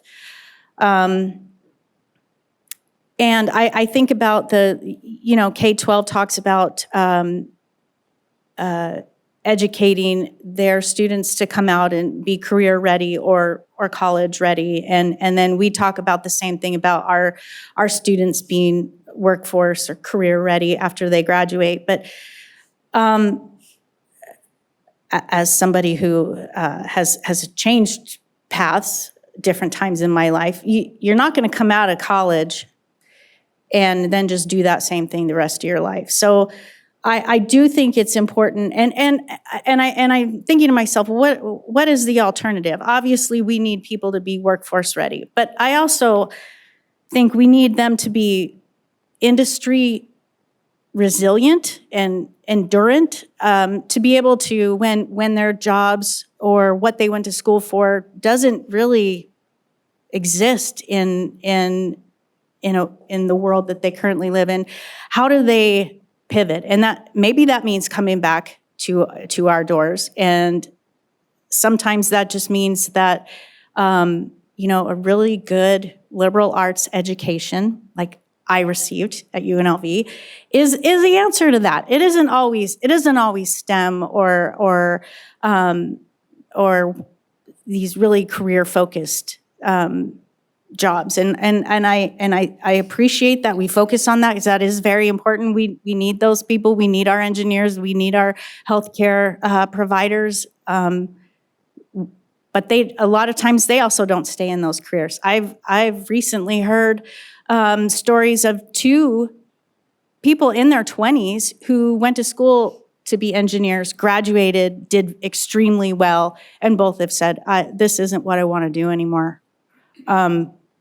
That was a little alarming to me, because I think, well, this is a degree that people really aspire to, but it goes back to my idea of industry resilience and students and our graduates being ready to take on whatever that future holds, not just that one job or that one career that they went to school for.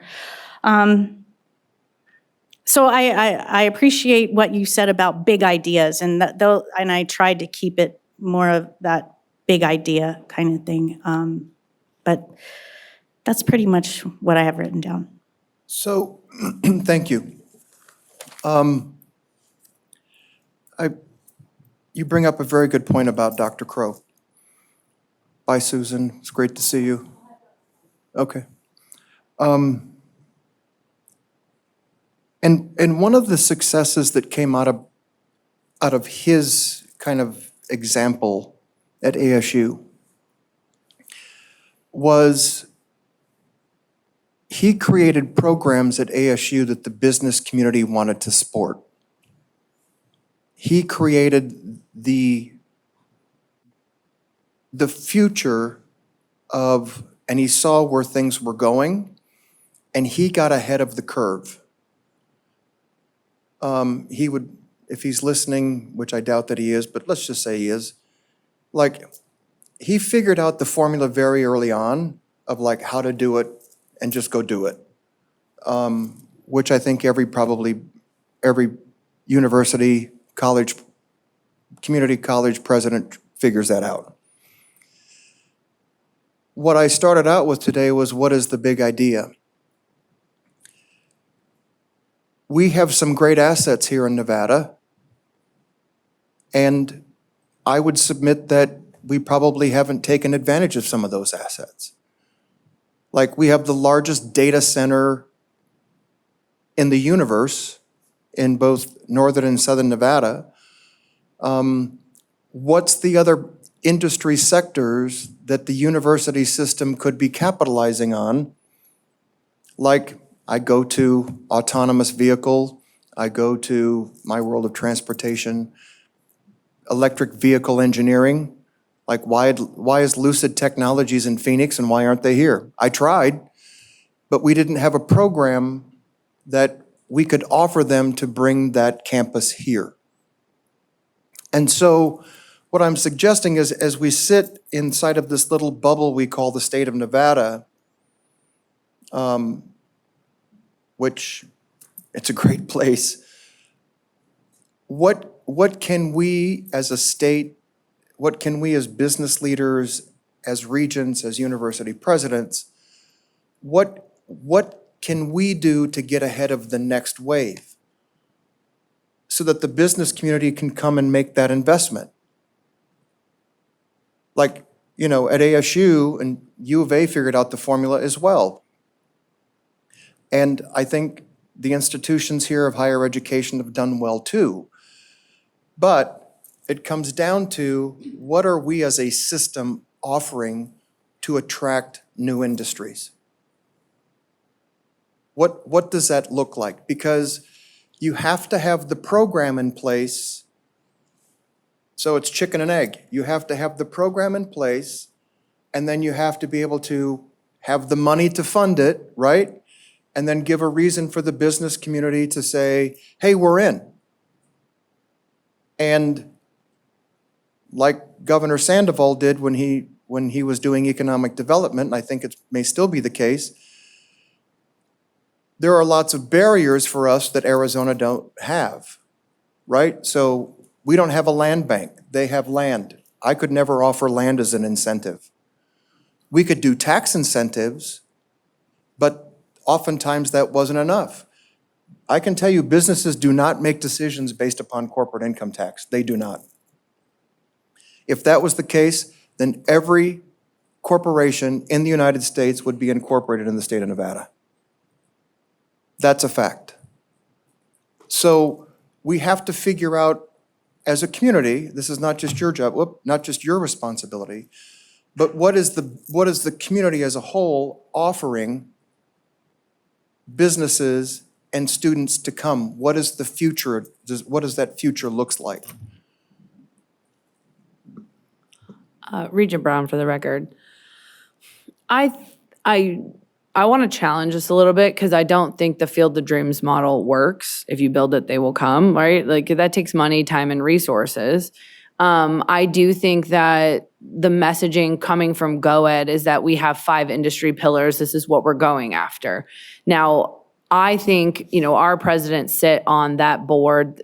They sit on the RDA boards, right? Like, there's a way to communicate this, but I don't think it's ever actually sat down and said, hey, these are the 5 pillars. These are the industries that we are currently going after. We're sending a group to Select USA, hoping to get X, Y, and Z to come. We're sending a group to Korea to talk about X, Y, and Z, right? Like, that isn't trickling down to our higher ed institution. So sure, we could sit here and say, according to our resources and our research and the conferences we go to, these are the industries we're going to create, and we're going to create the workforce for these types of jobs.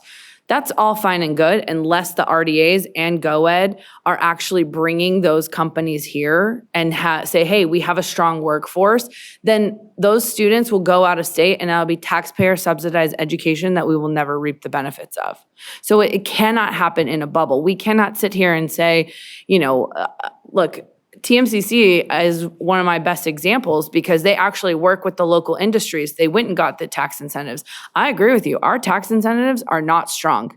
It is proximity to California, which is why they come here, and the fact that there are 54 million visitors that come to Southern Nevada. These are 2 things that they care about, right? The fact that, we're next door to the 4th largest economy in the world, that's compelling. But that is not a selling point of why you should come to Nevada. I mean, it is, but it shouldn't be our selling point, right? It should be the fact that our higher education is so nimble. It should be that we have the talent workforce, that every single president here and all of their incredible staff will work with you to create the training programs that get that. But if they were independently going to say, hey, we're going to create the following in the following categories, GoEd, go find these, LVGA, go find these, EDON, go find these, that's not how business works. I could go out there and make the most compelling case why somebody should be here, and they'll say, yeah, but we're just not interested in that because Texas is giving us land. We understand that you're next to the 4th largest economy. We understand what that would do for our business, but they're going to give us, tax-free for 10 years. You're going to give it to me you're going to give it to me at a 2.9% rate for 2 years. Like, we can do what we can do with the limited resources, but we also don't have the same resources as our competitors. So what is that?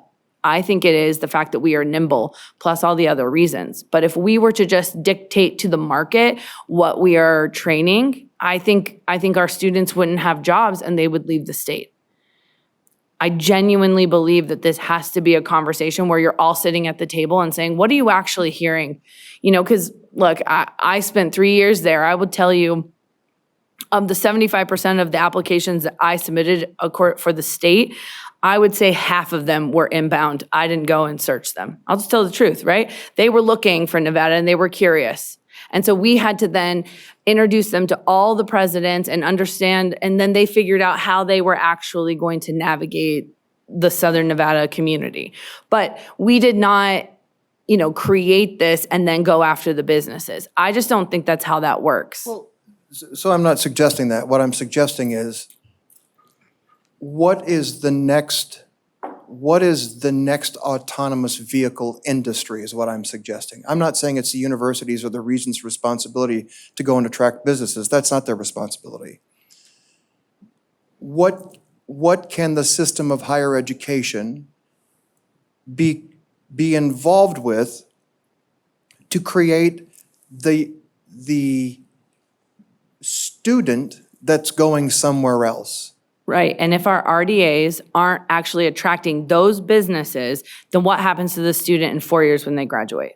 But there's no reason for them to stay here. Well, yeah, because the businesses aren't here. That was my point earlier. It's chicken and an egg, right? We have surrounding states that are doing it, okay? The university system created the program, which then attracted the industry. The industry didn't come because the university was there. Silicon Valley did not happen because they picked it. They picked it because Stanford University and the university system around the Silicon Valley happened to be there. Educated workforce. What I'm suggesting is, from a policy perspective, where are we on the cutting edge? I don't know. I don't go to these universities and the colleges here, right? But when I was here and when I was involved in that space, the question that I kept asking was, where are we as a community in attracting that student so that we could say to the industries, hey, we have the educated workforce, not Phoenix, not Austin, it's us. But we weren't doing that. What I had when I was running that organization and changed the name and did the turnaround was a group of people who said, we're not doing that. And what I'm suggesting is we can't have that type of activity anymore, which is, you said we're nimble. Okay, prove it. How nimble are you? Can these presidents tomorrow go out and say, I'm doing this? Or do they have to come to the chancellor and to the regents to get permission to go start a new program, to start a PhD program and whatever? Like, there are barriers to entry. So from a policy perspective, from your point, from what you all need, like, can you just, poof, we're doing that? Or do you have to come here and go to the chancellor, and the chancellor has to fight with the regents to say, well, we kind of want to do this? Like, what's that policy process? Regent Brown, for the record, I'm just going to interrupt because characterizing fighting with the regents over that, when I've been on the board 3 years, when have we ever said no to a program that you guys have thought about and brought to us, and worked out? That's actually Well, I'm being a bit I get dramatic. it, I but like, let's also just talk in realities here, right? Like, that is the process. That's where we're at. It doesn't take months and months and months. But you're also mischaracterizing how Silicon Valley happened. It wasn't because of Stanford. It was because entrepreneurs came together, went to Stanford, and Stanford's like, yeah, we can do that.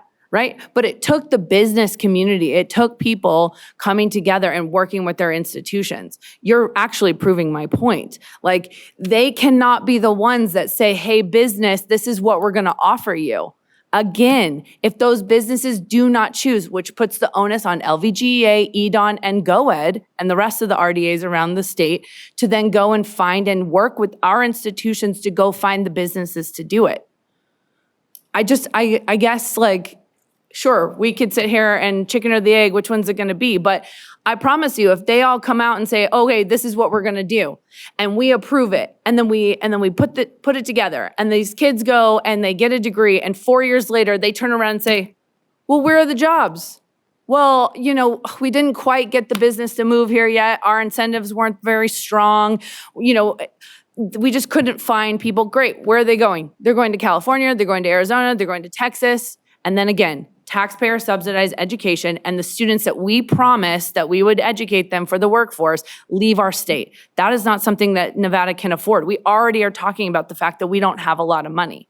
So again, I guess it's just a different perception of how we see things, but like, I was also there talking to businesses. You were there talking to businesses. When did that ever work where we were like telling businesses what we were going to offer them? That's literally the opposite of what businesses have told us that they want. They want to work with our institutions to tell them, like, hey, this is what we're training, this is what we're looking for. So I'm very confused why we would ever say, hey, we're just going to say tomorrow, this is what we're going to do. And then they're going to give it to the chancellor, and then we're going to vote on it without any business involvement. Every single time one of our presidents come, or the provosts come and talk to us about it, they say how they've engaged with businesses and how they have all these people who want to hire our students as soon as they graduate. That's exactly what we're hoping for. So why wouldn't we also do that? We pay so many people in the state to go attract businesses. It's not these 8 people's job, but it is their job to train the workforce for these people. So why wouldn't we sit in the room, have Tom Burns here, have Danielle Casey, have Taylor Adams sit right here, and every other head of the RDA, and say, where are you guys at? Where's your focus? Tell me exactly. I want a presentation from them. Tell me what your focus is and how we can be helpful. Are you thinking about our institutions every time you go and talk to a business? Because I can tell you that they're not. I was there. I know they're not doing it. I know. And they just signed a letter, I told at the top of this meeting, talking about how we were going to be a workforce collaborative thing. Not a single higher ed institution was on that. So you cannot tell me that they are actually thinking about higher ed. And so if we say, okay, we're presenting you a proposal, they're going to be like, okay, and how do you want us to go move forward? Okay, so you win. This isn't a discussion. I mean, it's not a competition, but like. This isn't a conversation on economic development. I'm trying to elicit the concept and the idea of what can we, you, not me, you, what can we do to create the next opportunity to attract the next generation of student? I don't know what that is. I don't know whose responsibility that is. To me, it would be the university system and the president's.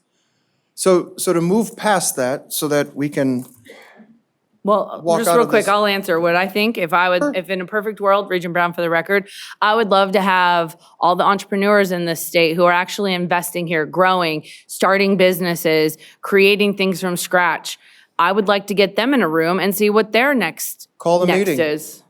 Oh, look, I run a nonprofit that does exactly this. Like, there isn't a space for them to work with us because they're building companies and they don't want to talk about the logistics. That's the crux of this, right? Which is actually why I'm going to put it back on the not on higher ed, but on the RDAs, because they're the ones that are supposed to be attracting these companies. And then they're coming here, but there's no connection with higher ed. They want one point of contact. And I'm speaking as someone who's an exited founder, right? I don't want to talk to 13 people on a board. I don't want to come here and beg for talent. I'm going to hire talent out of state and I'm going to have them move here. I'm going to give them a nice package to do it. That's what I'm going to do. Why? Because I'm running a business and I don't have time to sit through the ins and outs. So if I'm coming here and I'm bringing my company and my contact is Edon, then I want Edon to have all the answers for me too. I don't want to have more meetings. Okay, so I have a solution to that, but we won't discuss it today. Feel free to give me a call. I have an idea for you. Amber Lopez Lassiter for the record. I think that this discussion shines a light on why we have to be crystal clear on where this entity is going. And to Regent Brown's point, the fragmentation that I observe and everyone around this table observes in each and every individual space is why we can't get there. So lots of different discussion around the biomedical opportunities in the city of Las Vegas medical district. And we have outside people that come in and consistently say, hey, you're doing a great thing. You guys get along well. You're moving the needle, but you're not there yet. And that's why I feel strongly of, you go back and forth with the chicken and the egg, and then you hear President Dalby saying, since he's been here since 2002, when we talk about economic diversification, we are in the positions to determine what area we want to expand, and then the institutions can work hand in hand to determine what those areas are, and then we'll have a North Star. So I'm purposefully being provocative, so please do not take any of my comments wrong. This is what I do. I create controversy. I thrive on it. So, Heather, I do have an idea for you that I would love to share with you. There is a solution to that. There really is, and your points are well taken, and you're correct. Before I conclude this with some thoughts and recommendations for you, because for me this has been, I hope has been beneficial to everybody. I've certainly enjoyed it. I'd like to hear from the Chancellor. You've been here a year. You've heard a lot of interesting comments today from this board and from your presidents. What are your thoughts? Well, thank you very much, and it's nice to meet you.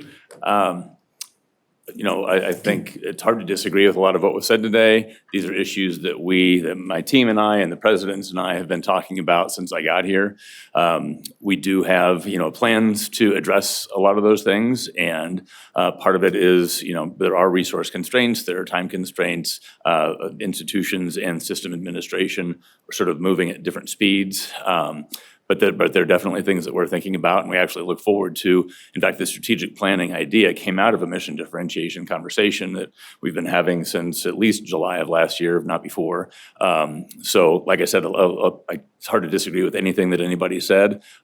We are behind in a few things. We're behind in AI. We've talked about that at the system level. Now at the campus level, we're actually, one of the things that we're doing is doing an inventory of what the campuses are doing in AI so that we can have a system strategy for how we can support what the campuses are doing, look for efficiencies, look for economies of scale, and ways that we can get some more purchasing power. So those are things that we're working on. But we're also in the process of building the team, and I look forward to starting that strategic planning process. And as we discussed at one of the breaks, in my opinion, the plan is nothing, but planning is everything. And so that process, I really look forward to, because I think we need to build trust during that process and become a team. I haven't talked about one NSHE in those terms, but it's the same concept. We have to build trust. We have to change the way we work together, and we have to become a team working in the same direction. So those are all things that we're absolutely going to be working towards. And I think this is a good start to moving in that direction. Great. Thank you. So I found one common theme today. A couple, but one I think that is worth you all to consider and think about. And that is, I'm looking at this as kind of like the three branches of government. You have the executive, the judicial, and the legislative. And that's kind of what you have here. I don't know who the judicial branch is, but that's all for you to determine. But one of the things that I would suggest you do is, and I think there is some confusion, and I think this is a cultural confusion that has gone on for a long time. And I think it's part of it is, in my opinion, the structure of our state, of how it's been set up over the last couple hundred years. My recommendation would be, as you put your plan together or your framework, it really is important to define people's roles. And now would be a good time to have a policy discussion and maybe even a legislative discussion from the president to the regents of what does the future of the Board of Regents look like? And be proactive in that as it relates to a legislative agenda. I always found with the legislature, if you're not proactive, you will be proactive. You tell them what you need before it's done to you. And a lot of that is communication, a lot of that is education, and a lot of that is just pure grit. I think defining the role of the chancellor, more of a CEO position, may be a proper time to do that, what the expectations are, based upon previous chancellors, previous boards. I think now would be a good time to have that conversation. How much autonomy and authority does the chancellor have? What role does that individual play? And what role in the policy decision-making process does the board play? And then, what is the role of the presidents besides fundraising and managing faculty? And then competing for dollars. It really comes down to you guys, and I don't know if it functionally works. Maybe it has for 250 years in this country or around the world, but maybe there is a new framework for how the Nevada system of higher education functions. Maybe you have to change your current pattern of thought in order to solve the problem you've created with your current pattern of thought. Maybe we need to look at how other states have adapted as they've continued to grow in this global economy. I used to do lectures across the country on water infrastructure. Our water laws were passed, the Colorado River Act and the Mississippi River Act were passed in 1927.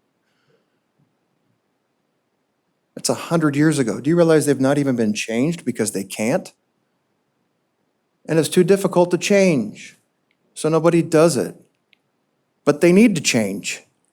And maybe this group of people, in fact, I believe this group of people probably has the ability to make the change.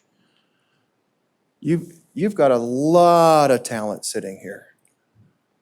I wished I'd have known that this talent was available when I was at the Economic Alliance. Guilty, didn't take advantage of it. But now would be the time to have this type of an honest conversation, keep the difficult dialogue going forward in the sense of what do we want to be when we grow up and what does that look like? And I've learned in politics that sometimes you just have to say the quiet part out loud. I went through my career sometimes being afraid to open my mouth. I got over that about 10 years ago. Now I don't know when to shut it. I buy my shoes in flavors because my feet are usually in my mouth. Now that's a funny joke. You've all heard it before. So I would really spend a significant amount of time defining roles. And I would suggest that the regions spend some time identifying what they want to accomplish in this position. We did send out a question, I didn't get to it today, but if you only had 4 years to serve in this position, what would you want to accomplish? Because in the scheme of things, you can be here 4 years, 8 years, or 12 years, but lots of people who've run for office have said, I got 4 years to get this done, I want to figure out what it is I want to do. And make that a part of the policy document and not a political document. Make it a part of what the staff needs to accomplish and take the politics out of it. And then I think it's important for the system staff and the presidents, which I'm sure they do, but really focus on what are we going to work on collectively as a group to bring before the regents, and then the regents assist in that effort at the legislature. You all ran for office. You've earned the position and the responsibility that comes along with it. I don't envy you. But I think you all are at a point where you can make the substantive change that needs to be made if you have a framework that guides each and every one of you. And maybe someone else facilitates the question around what do you want to accomplish while you're here? What policy reform do you want to change? What type of institutions do you want to create? I think part of our responsibility as community leaders and elected officials is what type of a place are we going to leave for the next generation? I teach at UNLV in an adjunct position, not for the $500 I get a month to teach for 4 months. Or whatever I get paid, $1,000. I teach because I have a responsibility to help the next generation of leader. You all are here because you want to effectuate that change as well. And these people are here for the same reason. So I want to thank you all for putting up with my candor and the banter. I want to thank you, Byron, for inviting me to be here. I hope this was helpful in some way, shape, or form. I don't envy the job that you all have ahead of you, but I will volunteer to come back at any time or not. And Matt, I'm happy to work with you and help in any way that I can. I don't want anything for that, but feel free to reach out to me if you want to. If you don't, that's fine too. So thank you all. I hope you found some of this beneficial, and I appreciate your attention and time, and wish you all the best of luck in your effort. And tomorrow morning, I'm going to board a plane at 6 a.m. and go back to a place of peace and tranquility and wonderful weather. Thank you. Well, thank you. Thank you very much, Tom, for being here, and thank you for providing us with lots of things that we can consider and possible directions that we can move on.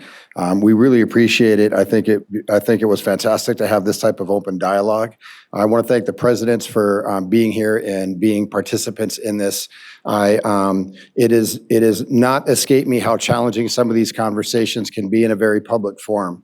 And I greatly appreciate your input, your guidance, and your thoughts on how we can move collectively together just to better enhance the things we already have going on in Nevada with higher education. So thank you, and thank you to members of the board who indulge this type of conversation in this forum. And I recognize that not everything that was presented may have been a popular idea, but I appreciate that we were able to at least have the conversation and take a look at some things that we can affect change on, and possibly create more dialogue like this, so that we can continue to again just move the ball forward. So again, thank you for everyone for participating in this. I greatly appreciate it. We're going to move on to the next agenda item, which is should be new business. Yeah. So the next agenda item is new business. But before we get into considerations of new business, Rick Romero, who is the manager of audiovisual operations, where is Rick floating around? He's in the room, secluded.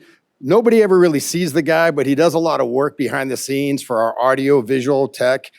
He's been with NSHE for 24 years.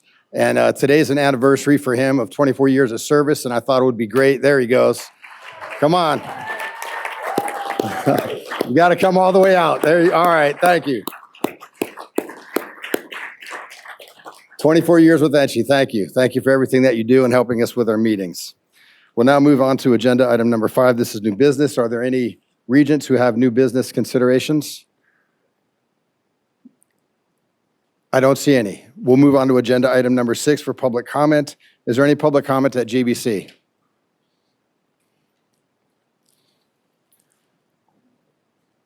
It doesn't sound like there might be. If there is, we'll come back. Is there any public comment at the system office in Reno?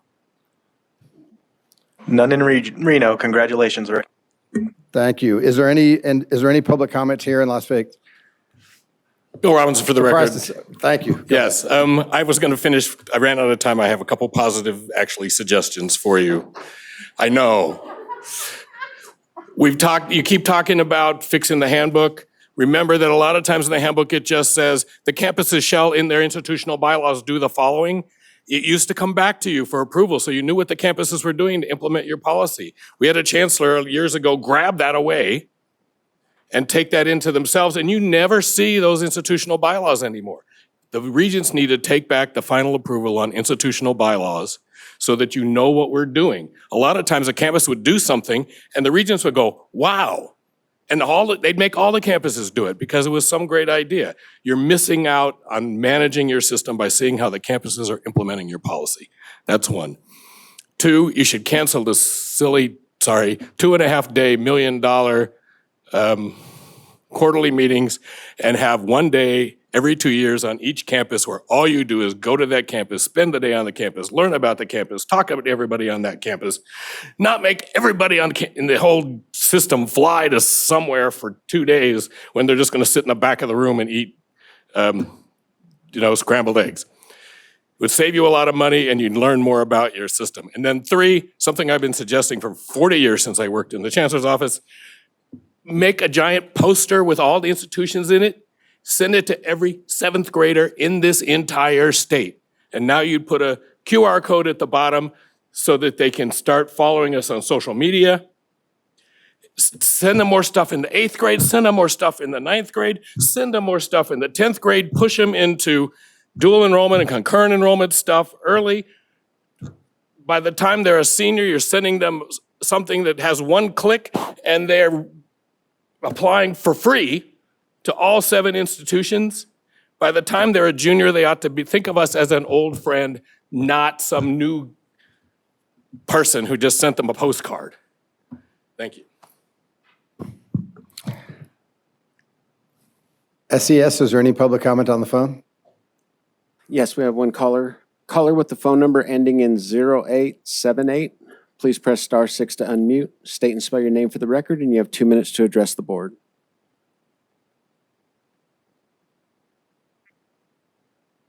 Good afternoon, Board of Regents. Can you hear me? Yes, we can hear you. Thank you.